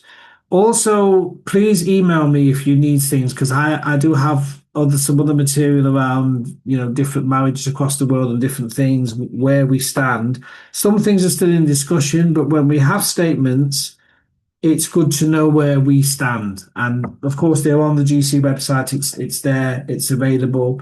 Some of your resources for your tools. I noticed this year what they've done. They've probably used some of the materials we've had in previous years to help some of the programs like on the Family Togetherness Week, leadership certification, the Real Family Talk. But these are all good resources. There's something on sexuality, contemporary issues from a biblical perspective. That's going to be a very hot topic now. So that's in your resource. So these are kind of tools you can use to help have discussions. And of course, again, if there's areas you want to look at, come and talk to us at the NEC. Even if we don't always have something physically, we can at least then guide you in or help you put together some of those resources. And there's some things we've done as well. We've got some templates that we can let you have. But there isn't really much of a topics which cannot be discussed. Family does open up to a range of things, but utilize this plan book. This is something good that I feel, will really, really, really help you.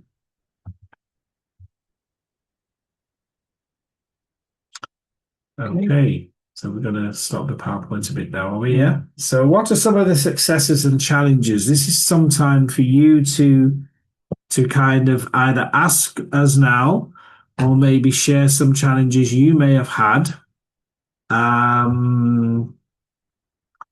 or be concerned about as you're setting up your family ministries in your local church. So I want to open up the floor a little bit for discussion. I know it's a little more challenging online, but we're here. Some of you have shared already.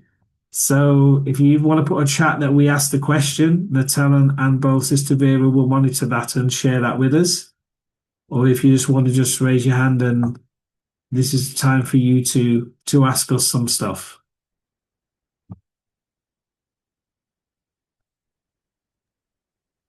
The aging family is a thing now where you're caring for some of the elderly. I don't know if you mentioned any resources for that, but I think that's quite a challenge where you know the life expectancy is longer.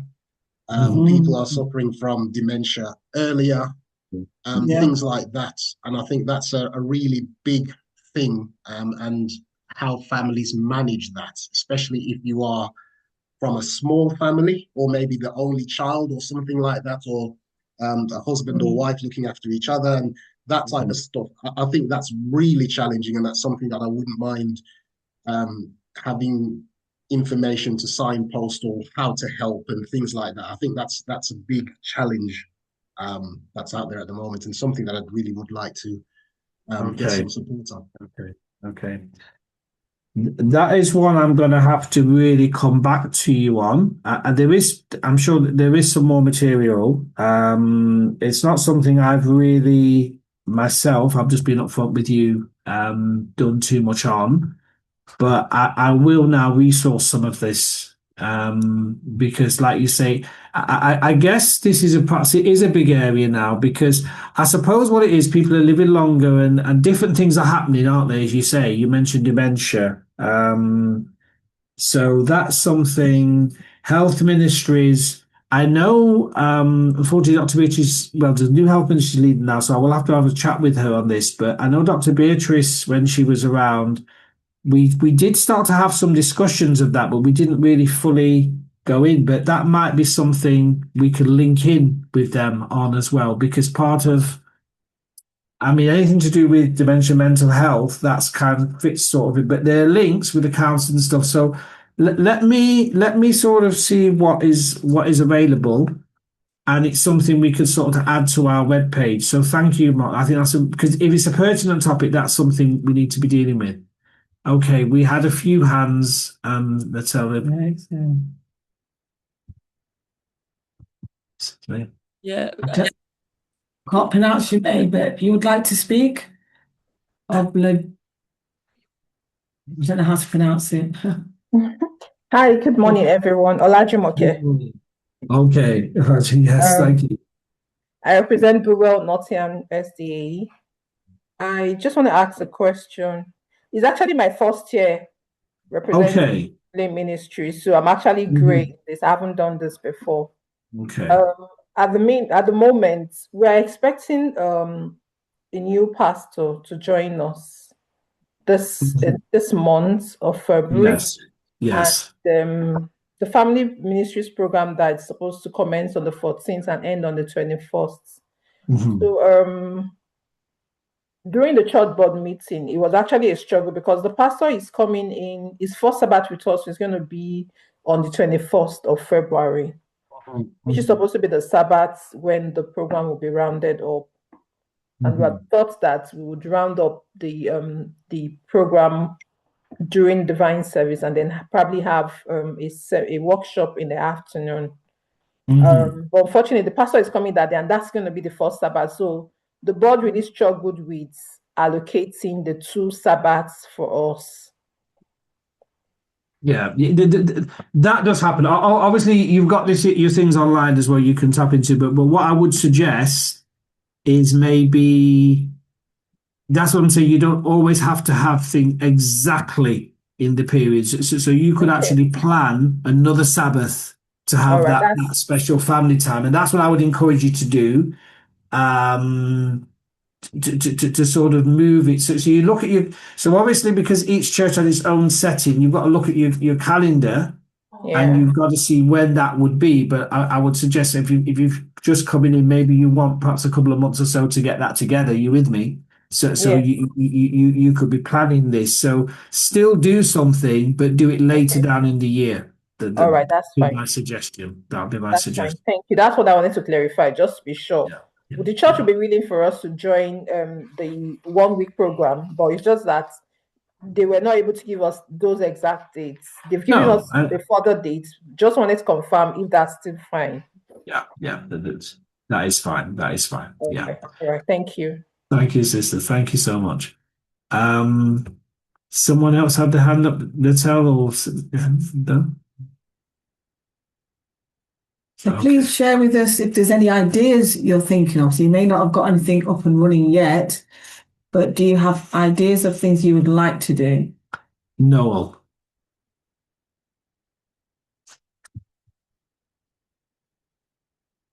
Yes, Noel. I can't hear you.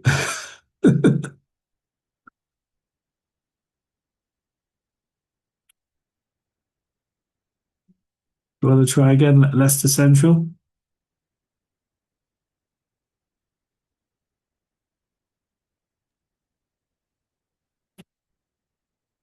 Okay, yes. Yeah, fine. Okay, so you get in touch with us through the phone. Okay. You can't send a message in the chat or no? A message in the chat. Yeah. Okay. Yeah, he's going to try and see what you can do to sort that out. Yeah. If you can try and see what you can do to sort that out. And I think someone Bolton Church, is it Tandu? I saw something flash up there. Middlesbrough, is it Middlesbrough then? Maybe. Sorry, Zach. Well, Zach from Middlesbrough.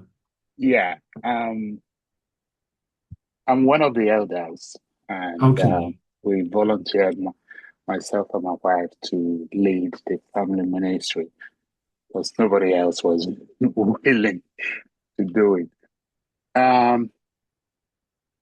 The first challenge that we've had, I read through some of the information on the GC website and wanted to get other departmental leaders to form the committee, but so far nobody's responding. Yeah. So that's the first challenge we will have to kind of crack. Yeah. But in the meantime, I think I will start solo. We will start solo while continuing to encourage other people to join. Yeah, I guess sometimes, and I really appreciate you sharing that with us, Brother Sack. I guess sometimes we've got to be honest and realistic, isn't it?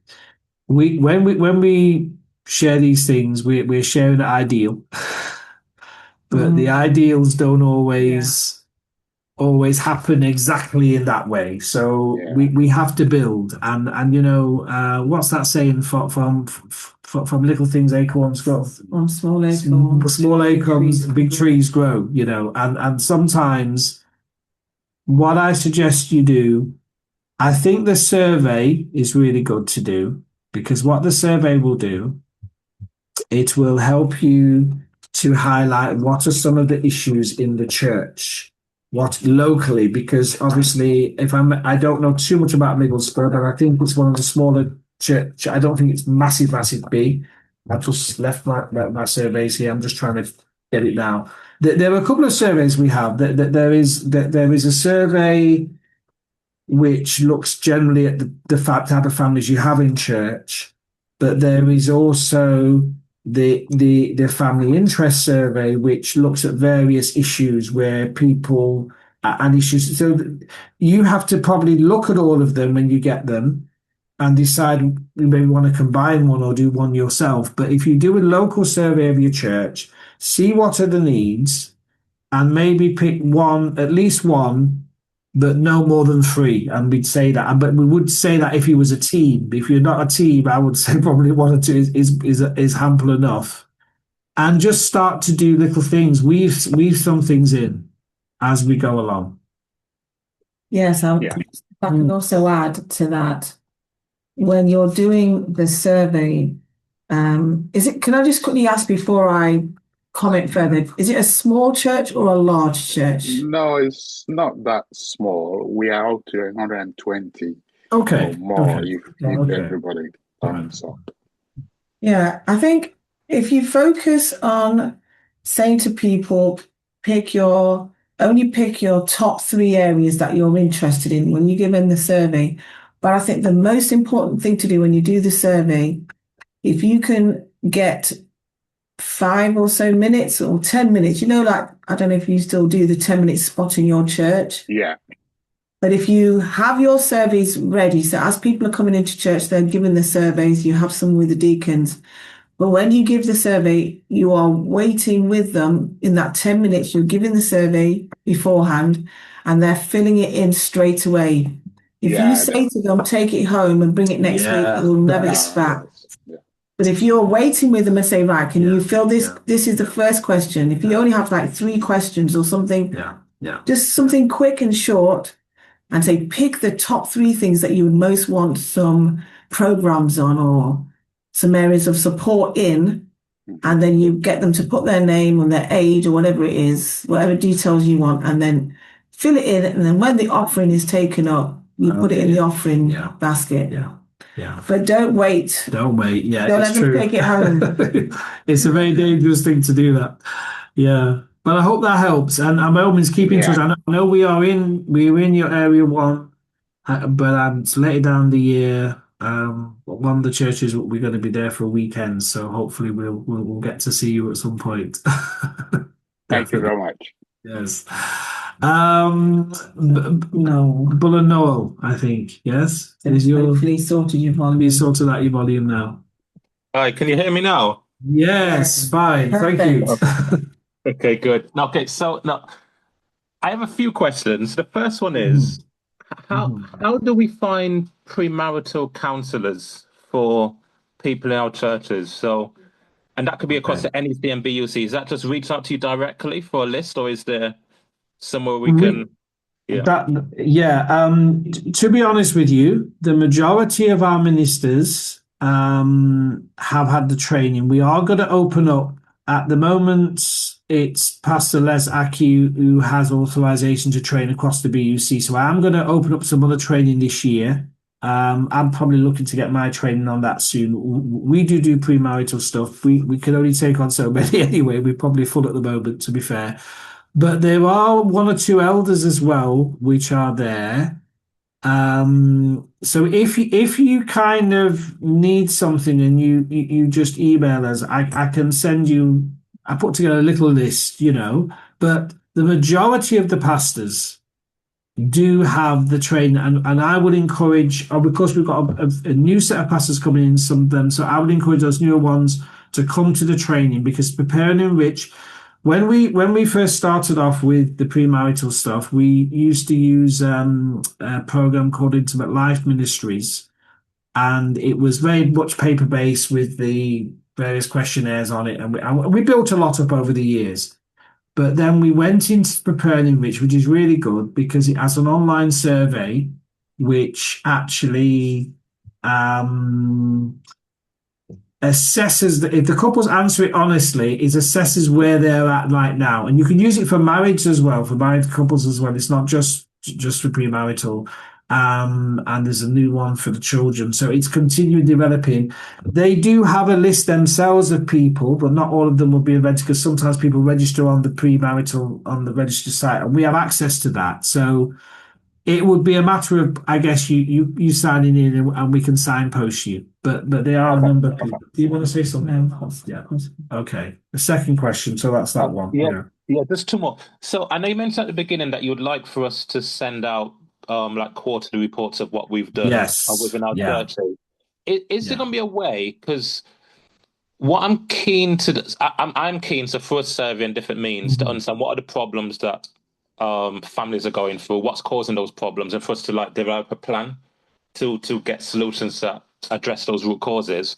But there'll be limitations about what we can do at the one church that we're at, right? So I would love to know, like, if someone's doing a family ministries program in Leeds, in Nottingham, in Birmingham, when is it happening? What's the topic? So we could signpost families that we're aware are going through certain challenges that's being addressed at different church. We could signpost and that maybe they could go there. Is that going to be easy for you to facilitate, or how can we give you the information to help you give us that awareness? Yeah.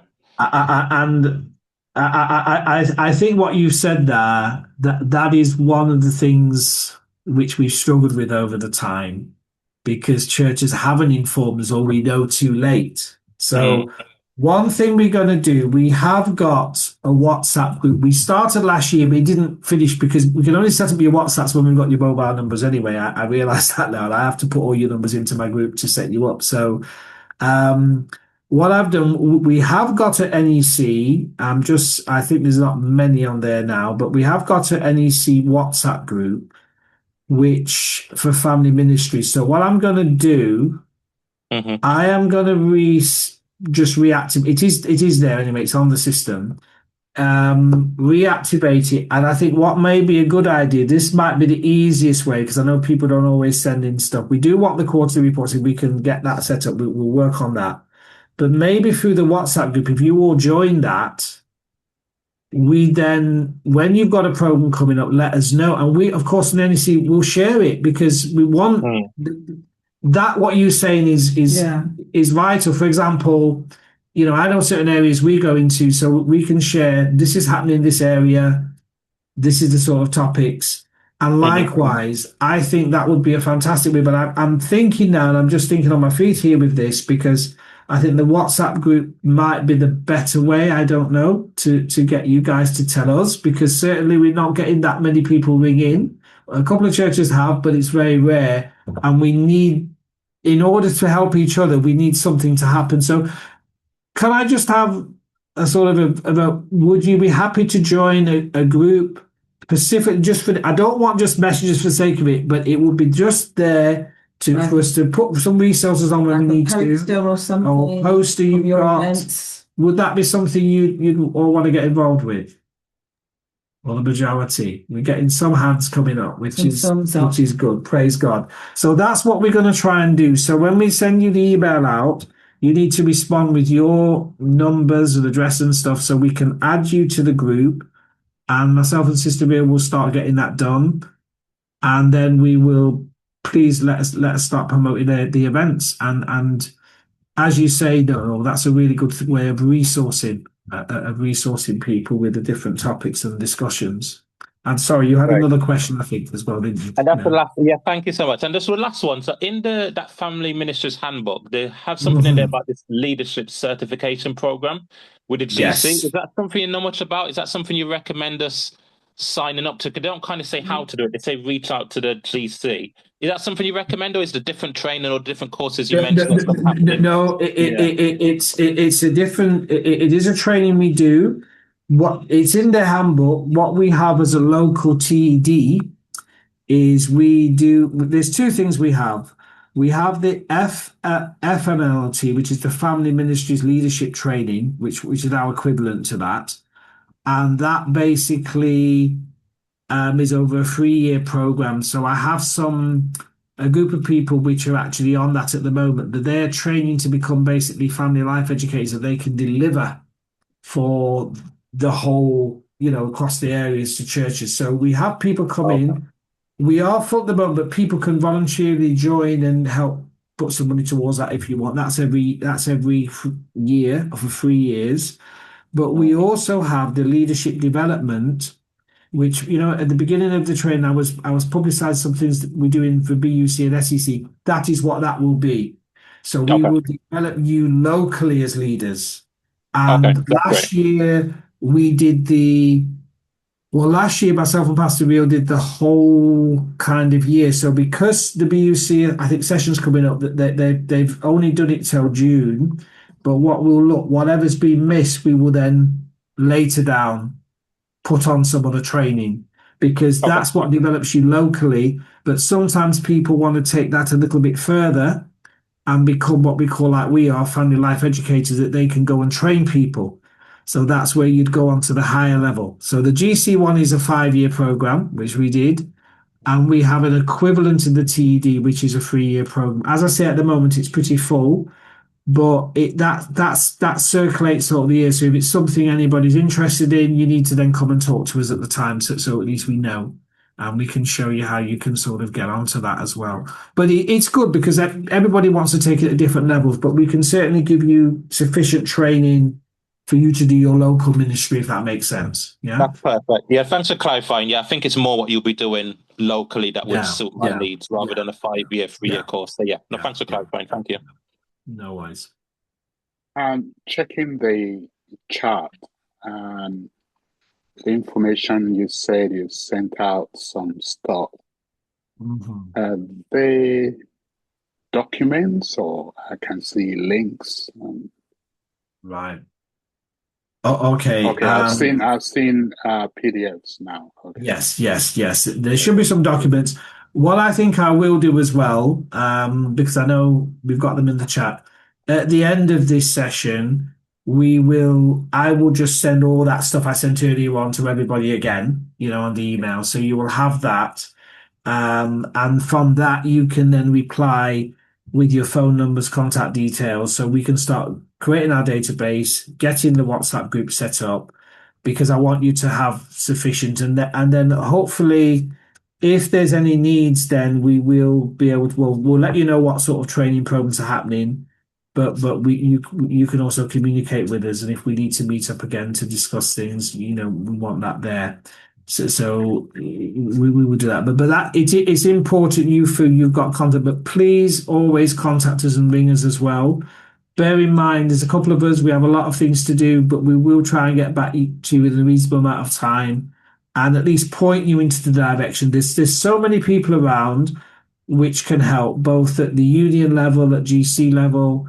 Obviously, myself and Pastor Bill between the SEC, we work with each other with the missions. We have some things, but that's how we work. So there was a question. I saw a hand. I think there was a hand of Trudy Ann. Is it Trudy Ann? They had their hand up. I thought you'd asked before. No, Trudy Ann did have their hand up, but it went back down. I did have my hand up. Sorry, Trudy. Sorry. Yeah. So I was just saying that you were talking about challenging that we face and stuff that we have planned. So one of the things that I think has been a challenge is to try to get everybody involved in your church, trying to do something for everyone to meet everyone's needs.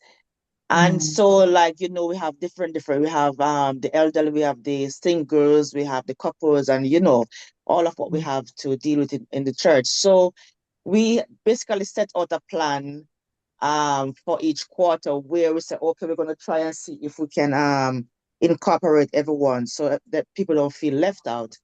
But a lot of things that we have in plan, it did not happen last year, but we are open. Like, for instance, like I said, we start off with the couples night. Then the Mother's Day, we try to give something out to the mothers, like small gifts. But in terms of the family, we were planning to have like a day out in the summertime, but that did not happen last year. But at the end of the year, we had a banquet where we had it at our church, where we cook and we have people coming out dressed really nicely. But then we did not get the amount of support that we were expecting. But yet, I think we have about 30 people who turn up. And so one of the things I'm trying to, and then the singles, we did not get to do anything for the singles. So that's one of our challenge for this year. We really want to see how we can meet the need of the single people, and especially the widows and those who are single parents. So that's the challenge that we are really facing in trying to incorporate everyone in our in the family ministry. Yeah, and it's interesting you mentioned the widows as well as the singles, because there is a group I know went to a program in Manchester somebody's trying to set. So hopefully we're trying to see if we can link in. There's no official connectivity yet, but we're trying to see if we can develop that, because that came out of last term. I remember that they said there was more needs, particularly with the widowed. But obviously we've now got the NEC singles ministry set up, which hopefully should help address some of those needs from the single side. It will address it, and we are looking to see how that can expand, I guess. And obviously the events won't all happen just in the West Midlands; they're going to be all over. So that may be a national one with which you could get help. But I appreciate your challenges you're saying. It's not always easy. I do like the idea what you say though, about trying to maybe target things in different areas, because you can't do everything all at once. So if you can look at your year and space things out and maybe team up. I mean, Derby, you've got some other church in the area, isn't it? So maybe you can team up with other areas as well. That is one way of getting of doing something, but it's not easy. Yeah. And it's something, it's going to take time, isn't it? I guess to get it to where you want it to be. Yes. Yeah, thanks. Was there another hand I saw? No, I hadn't put my hand up, Pastor, but I was going to say, I will put my phone number in the chat, and Trudy can contact me, because obviously Derby's only up the road from where I am, and I do the singles ministry, so I can probably give her some pointers on how to get them. Brilliant. Okay, that would be great. Thank you. Yes, thanks. You've got your first resource here. Yes, thank you. Okay. A hand. There was a hand. Imali. Oh, I can't pronounce his name. Sorry. Mansfield Woodhouse. Emil, is it? Emilati? Pastor, take it one letter at a time. Enulat. And Emulat. Okay, sorry. Forgive me. Yeah, I am from Mansfield Woodhouse. And we have been kind of chosen this year, me and my husband Ephraim, to lead the family department. So we have planned quite a lot of activities for the family ministries, where we are trying to involve all the members of our families.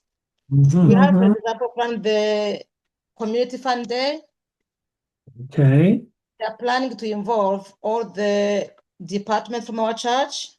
But our budget is very, very limited.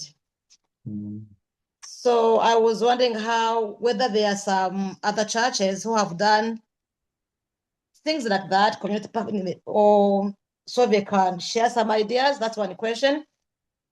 And also we have planned to carry out a banquet for our senior citizens, because sometimes they tend to be forgotten, as our church is like a growing church with a lot of young families, which would be supporting as well in other activities. But as I'm saying, the budget is very low. Is there a way of going around it? Is there something the conference can help us with? Well, obviously, what you will find with departmental budgets, generally speaking, is budgets. I guess sometimes in departments don't always probably meet everything you want to do. But the good thing, as you said, you were doing something for the whole church. So it's like anything. Yes, you may have your limited departmental budget, but when a big program is planned, like a meal or something, that then can be taken to your boards, and that's when the board will look at it as more of a bigger church event, and that's where money can come. And then there's sometimes when you do some things, you'll find some of the stuff you do. I'm just thinking back to when we was doing that as well. In a local church, you will find some of the things you can do as a local church.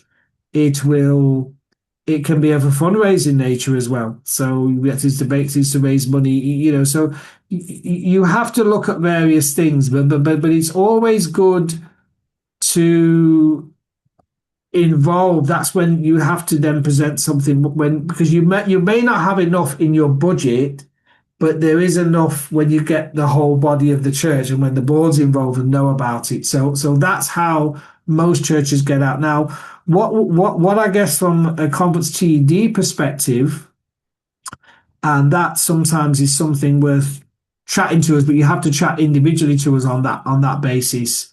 I know what Sister Karen Holford, our TED director, has always tried to say to me: if you ever have a special event where it can be proven you're doing something out in the community and it's a big outreach program, come and talk to us then, because then the TD has some funds and sometimes resources they can use to help with. But we need to put the argument to them, because unfortunately, because of the number of churches, it's not possible for us to, I guess, individually do stuff. But when a good case is put forward, I mean, I remember now something happened in one of our churches, and we approached the TED. They was able to help with some resources, and a little something happened because of that. But that has the only way they'll do that, because they've got special earmarked monies for outreach. So it's got to be on outreach. So you have to put something together. So that's what I'm saying. Have a discussion. That's what I'm saying. But generally, most of your day-to-day programs, which you would do, that's when you involve the church. It goes to the board. That's when monies are then allocated to make things happen. And it normally does work. And doing some fundraising things as well can also help as well. And there's a lot of different ways, concerts, various ways you can help raise. But have those discussions. So that's what I'm saying. Come and talk to us. If you've got an outreach program as well, come and talk to us, and then just put that to the TD, see what's available. If there is anything, it would certainly be made available. That basically is how we kind of approach that. So keep doing what you're doing, sister. It sounds like you're going on the right track by what you're saying anyway. Some positive, some positive. Definitely. Definitely. Thank you. Definitely. Yes. Okay. So we're going to go back to just finish off now, unless there's anything pressing. I want to give you some time to talk. I appreciate it. You know, when we have the physical ones, it's sometimes more easy to do that, but it's good that you can share. I'm just adding on to what you just told the rep from Mansfield. I think if it has to do with community, you are speaking to the Family Ministry Director at the conference, and that's of the Community Services Director as well. So kind of collaboration here would also help. Yes. Collaboration is also there. Thank you, Sister Miriam, and that is so true. Yeah. Because between things, things happen. Community services does have a lot which they do as well. So it's good to have it's good to come and talk. That's what we say. Come and talk to us. Yes. Okay. So I'm really pleased. Thank you, Sister Miriam, for mentioning that, and I'm really pleased we've able to share. We're just going to move on briefly. Right. So this is a good one. So this is just a list. It's not an exhaustive list. It's just giving you some suggestions of things you can use. Parenting classes, marriage enrichment. Use your 13 Sabbath programs to get, especially if you've got children from the community. VBS, this is where a lot of parents in the community are very happy if the church is putting on programs for VBS. Are all of you familiar with VBS? We probably use a different term now. Vacation Bible School, it used to stand for, but it is a community outreach. Now, I don't know, just to be thinking about this, because I'm thinking something I was doing in my local church at the time. I don't know if some of you are aware, if you particularly are having activities for children, young people, over the holiday periods in schools. So that's like, your Easter, your summer holidays particular, is there. Most local authorities, particularly when the schools are closed, want to know something's happening, so they do have little small pots of grants. We're talking about finance as well and monies to help with these kind of programs. So it is worth looking at that locally as well. Obviously, that's in your local area. Bear in mind that as a conference, we are a charity, so it may be possible.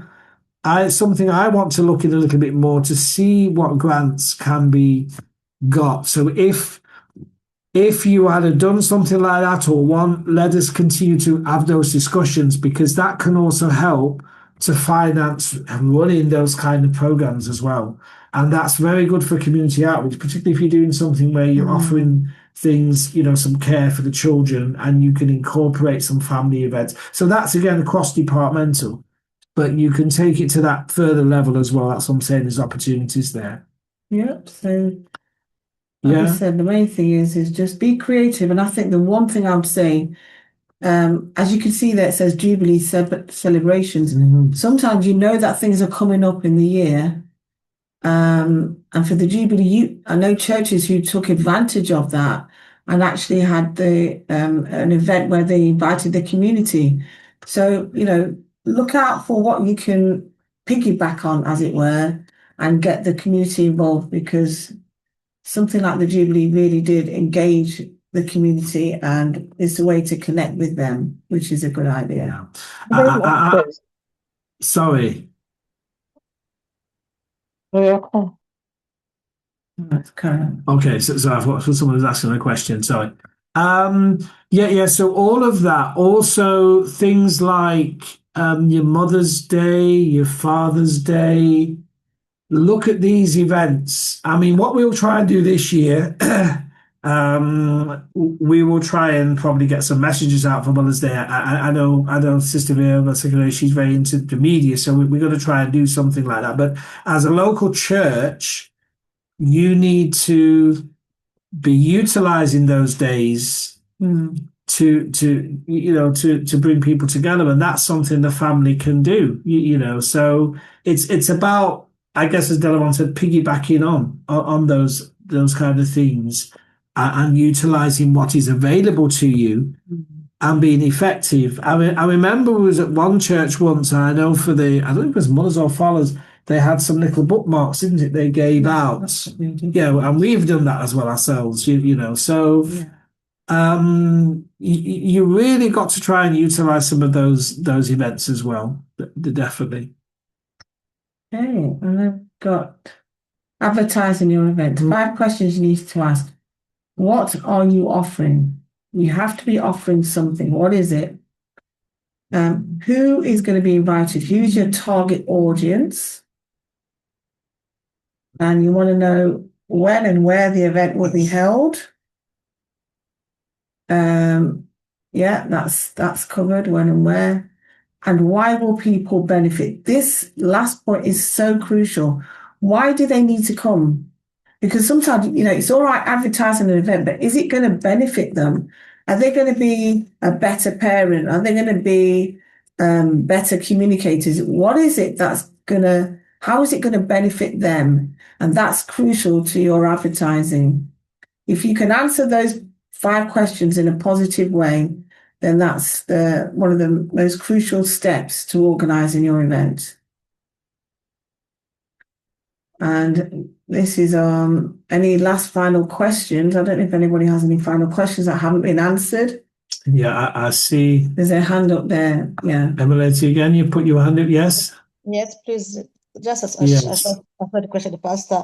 So for the community outreach, the families, do you have any friendly community books you can recommend?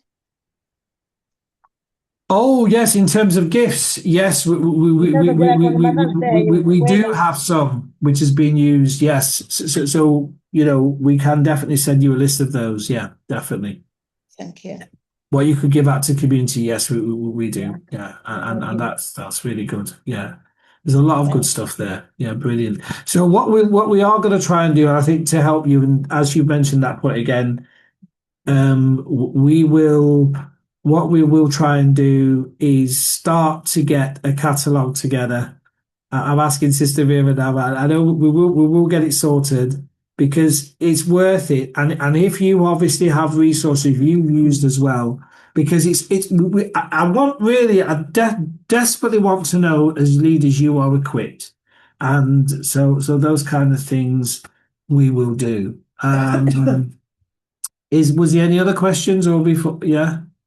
Yeah. Okay. A few of you are saying you'd be interested in books. That's good. Oh, Noel. Yes.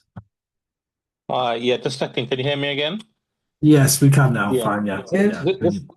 Okay. One last quick question. I just want to know your thoughts on this. I think for us as a church where I'm at with, just starting as lead, we're in the early phases of problem and cause identification before we get onto what are the solutions, what are we actually going to do. But I guess one of the thoughts in my mind is, and if I think of 2 family categories, so parents and couples, yeah? How we behave as parents and how we behave as couples, a lot of that are through habits formed over a lifetime.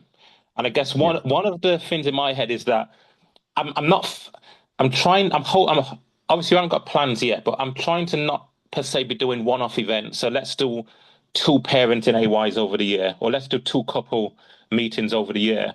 Because if you've the sort of parent you are, it's been built up over a lifetime, and a one-off event isn't likely to change that. Do you understand what I'm saying? So I'm thinking, is there any thoughts in your mind? Because we haven't thought about it yet. We haven't brainstormed as a team about what we're going to do, but we want to be, if it was like a parenting course, like every once a week they go in and they're learning stuff about parenting, that's would probably be more effective than a one-off event on doing an AY in parenting. But is there any thoughts on that about how we can not just do 3 events in the year around a particular topic, but actually there's,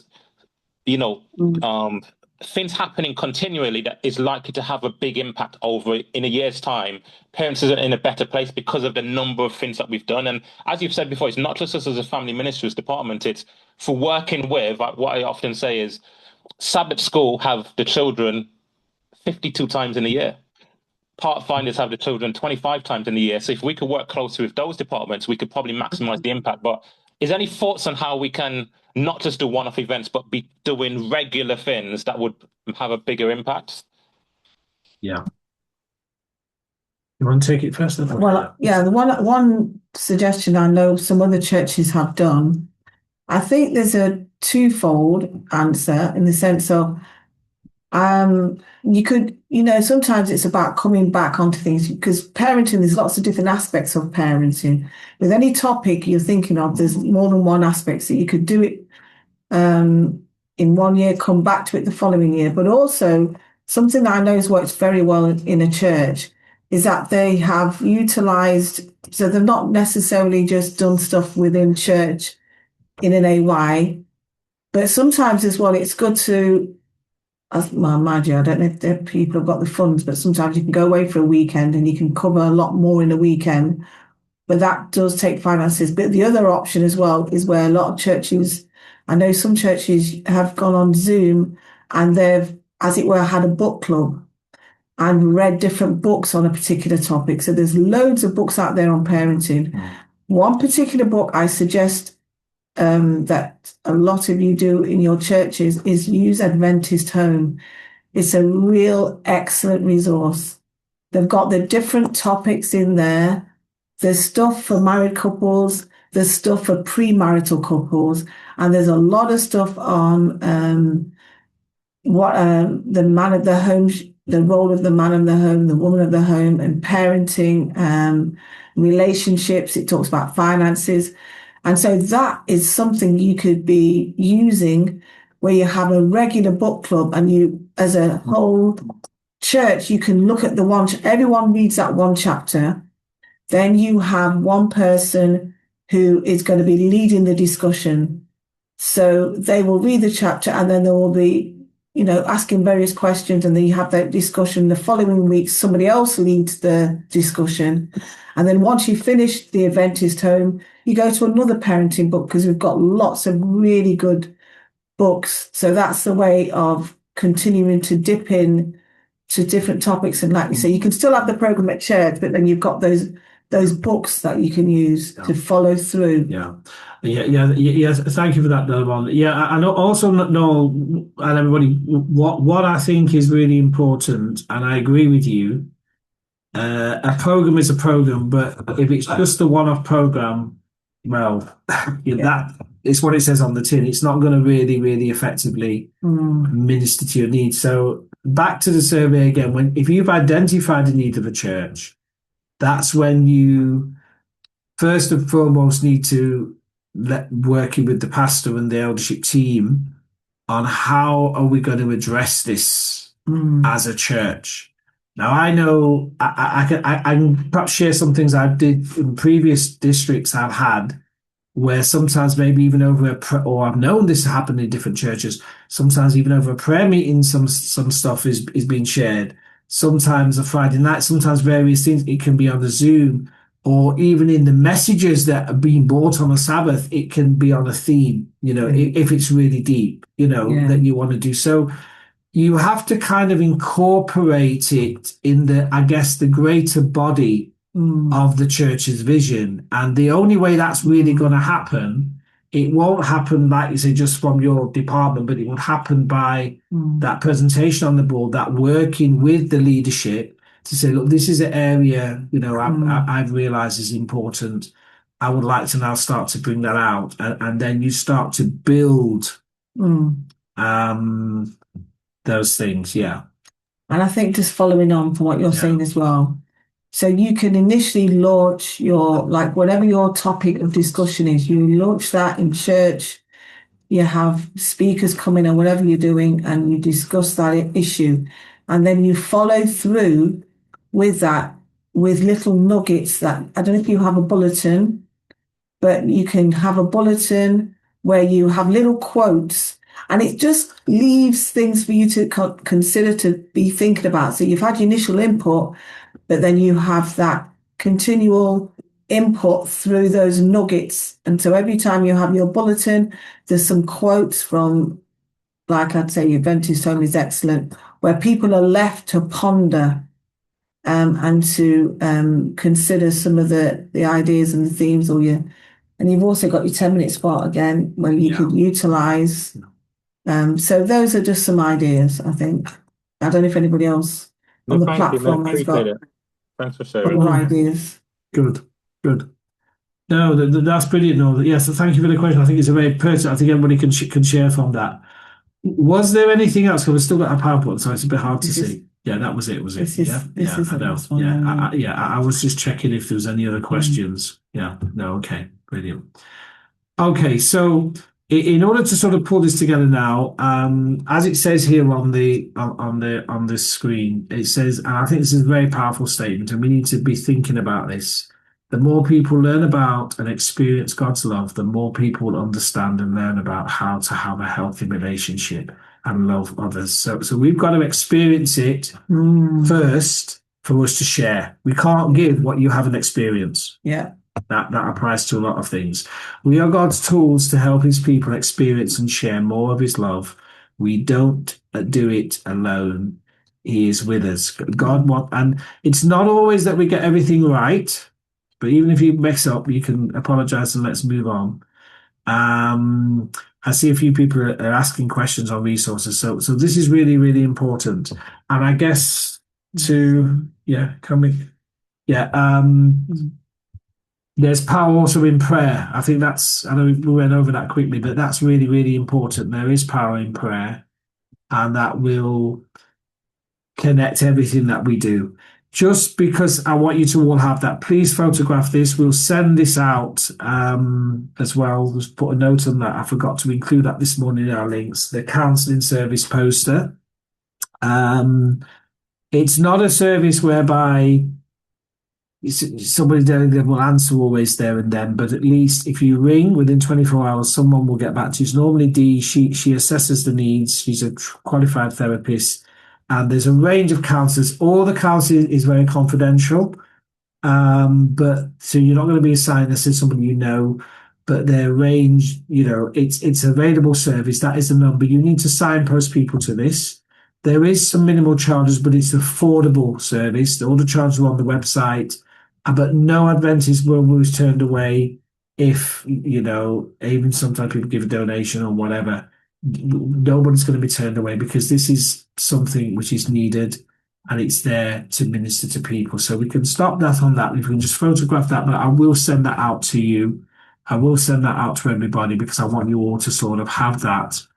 And it's something, that's what we're here for. It's ministering to those needs. But I really want to thank all of you for coming on today and for sharing as well. I can see, is the one hand I'm just seeing? Yes, Ifram, please. You had a question. Can you hear me? Yes, I can now. Yes, thank you. Hello, can you hear me? Yes, I can. Sorry, I've got connection issues, but I just want to ask, do you have any texts or any materials actually for some churches like Mansfield, you don't have like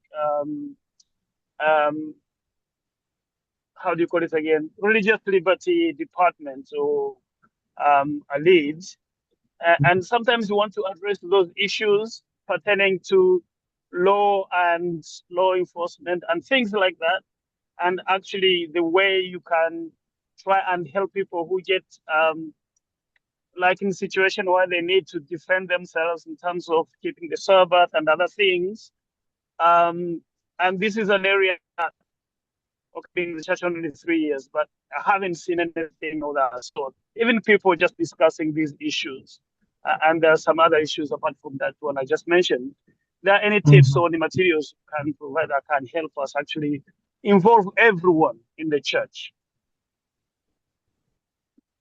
There are very, I mean, some of what you're suggesting there crosses over in some other departments as well. But, however, there was certainly over the years been a range of different things done. From a family ministries perspective, a lot of the stuff which is being done we have on our webpage. So one thing, yes, we hadn't highlighted, sorry. I did in the thing this morning. I don't know if any of you have been on. We have an NEC web page. You go onto the NEC site and you go into departments and family ministries. There are resources on there, and if you go back, a lot of the stuff, for example, done over I'm just using this as one example. This is just one example. Christian Home and Marriage Week. There's a load of resources for discussions. A lot of those things you could use for your discussions. You with me? And likewise, we always putting things on. So obviously, at the moment, we do need to update it, and we appreciate that. So some of the things like what you say, and I mean what you've just said there, but some of it is general stuff, but you were looking for certain discussions maybe on Sabbath and things.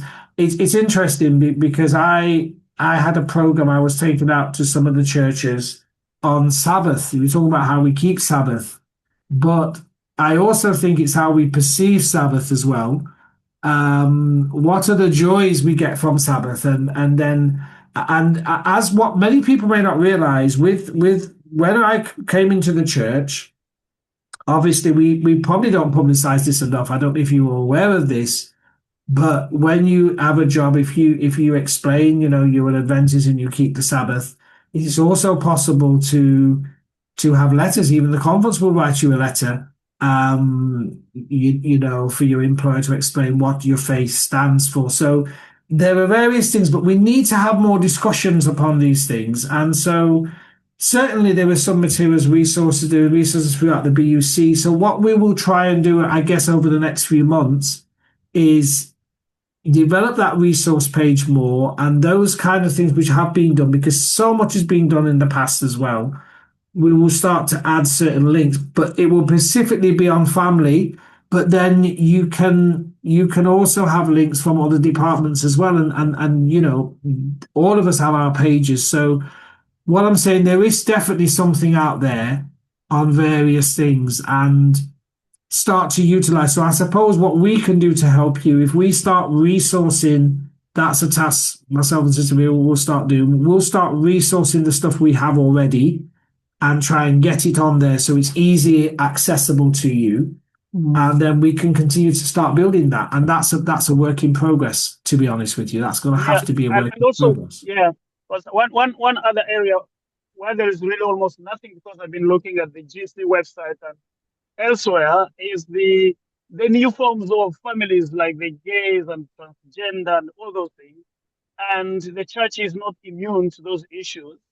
And so if, for instance, we had a family where there is, say, one family member as a gay or a lesbian, and they come out and actually say it, how do we help them? Because really there is not much out there. And so what I tend to do is to look at my workplace, because I work in the caring environment or sector. I look around there and I don't see much either, because these issues can be very controversial. And so sometimes you don't even know how to discuss them in church. And I think we need to all have an open discussion on those things, that we help our people who may be in the situation actually to see Christ despite their orientation and so forth, and be friendly to them, and actually probably and hopefully by God's grace win them back to where they need to be, rather than in those preferred relationships and so forth. Yes, Bolivar. I think you made a very good point there. I'm just actually thinking back again to There is some stuff in this new booklet which does cover transgenderism. It's got the statements and stuff, and there is some stuff in there in this current plan book. But when you go back previously, I know one of the programs we did back in 22, and this was the one broadcast in Manchester. That is online. That is still on we have those on our resource page there for you to access now. I do remember I think it was that very first series we did there was questions asked on that, and how do you deal with homosexuality and different sort of things, particularly when it's in your family. And so some of that was addressed, and it would be interesting for you to go back and listen to some of the answers which was given and how it was tackled. But what I'm saying, that there are some resources. They're not as many, I would agree. We had our first conference as family life educators. I think that was back in 24, was it? 24. Yeah. We had the first sexuality conference. Now, there is a lot of material which was discussed around relationships. We did cover a little bit of transgender stuff. I guess all of it hasn't really been put together, but it's something we will note down to perhaps add, because certainly if you approach us, I can send you what I had, because I had some stuff. Again, maybe we need to start adding some of this to the website. So I think that's what we'll have to do. We have to just try and download what we have and try and put it on. But we had the first sexuality conference, and that was the first one ever done. It was done in the Trans-European Division, when we was away. A few of us leaders came, and we discussed some of these very issues. And I must admit, it is the church is at the early stages, and we're still working through things. But things are happening. That's all I will say. But certainly, come to think of it, I haven't really put all of that on the website yet. But I think, now you've mentioned it, that is something we probably do need to start adding as a starting point. Then let's put it that way. But these are discussions which are ongoing, and working with families, and we have to understand that we're coming from some very challenging situations.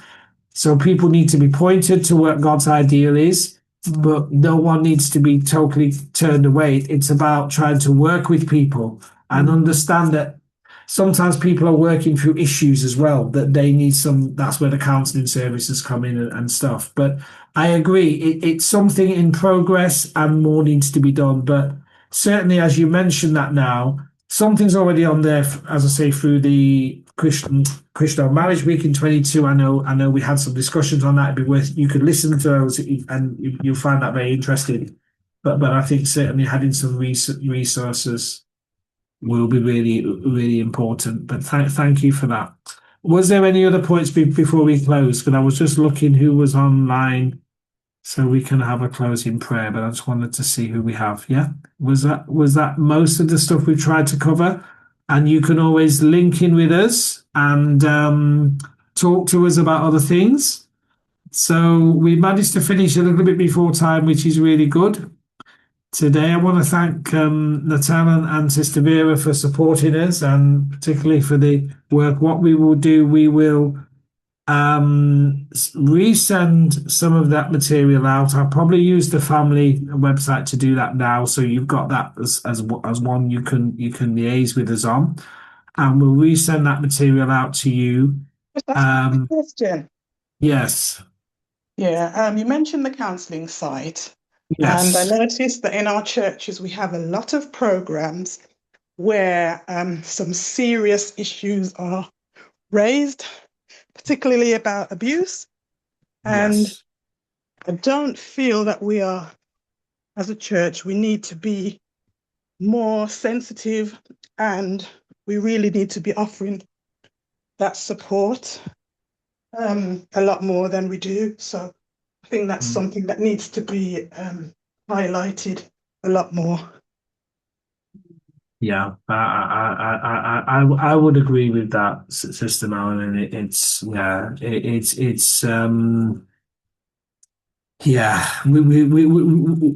We do continue to try, but again, it's an area of growth. And I guess, yes, you're crossing over a little bit to my safeguarding there. Trauma and abuse are really major things. In fact, I have someone coming to speak to our ministers in a few weeks' time. And that's the very topic that as you said, basically to educate, I guess, from our ministers, across the board, of how the church can manage stuff like this. So one of the counselling services we use are coming to present to us. And I think it's important because those things live on for time. And if it's not managed correctly and people don't feel the support, and a lot of the calls we get through the counselling service is around trauma and those things, how to manage trauma, how to work with that. So it's a work in progress. It is a work in progress, but we let's continue to just do what we can. And obviously, as more discussions happen, as leaders, unfortunately, this is a reality which we will be having to deal with. So I do share your sentiments there, sister, on that. So thank you so much for raising that. Okay. So if everyone's okay, I will thank you now for attending. I hope you have gained something. There is a survey. So with what I send out, please fill in the survey, good or bad. I want to continue to improve this, and I'm going to wish you all the best as we continue to work together. Let us just bow our heads as we pray together to close this morning. Oh, gracious Father, Lord, I just want to thank you for the time that we spent as leaders. I know we've looked at some various different topics. Some things may be more challenging than others, Lord, but you are a God which is there to guide us in our challenging situations. I want to pray for each of our family ministries leaders here and this training, that you will bless them in their individual churches and situations, that you will equip them and empower them. And as we continue to meet in various different capacities in training, going forward and work together and pray for one another, I pray, Lord, that you will equip us to be effective for you, and that they will become change makers in their individual circumstances and fears. And in everything, Lord, we will give you praise. So continue to bless and keep each of us, we pray, throughout the rest of this day. For we ask these things now in Jesus' name. Amen. Amen. Amen.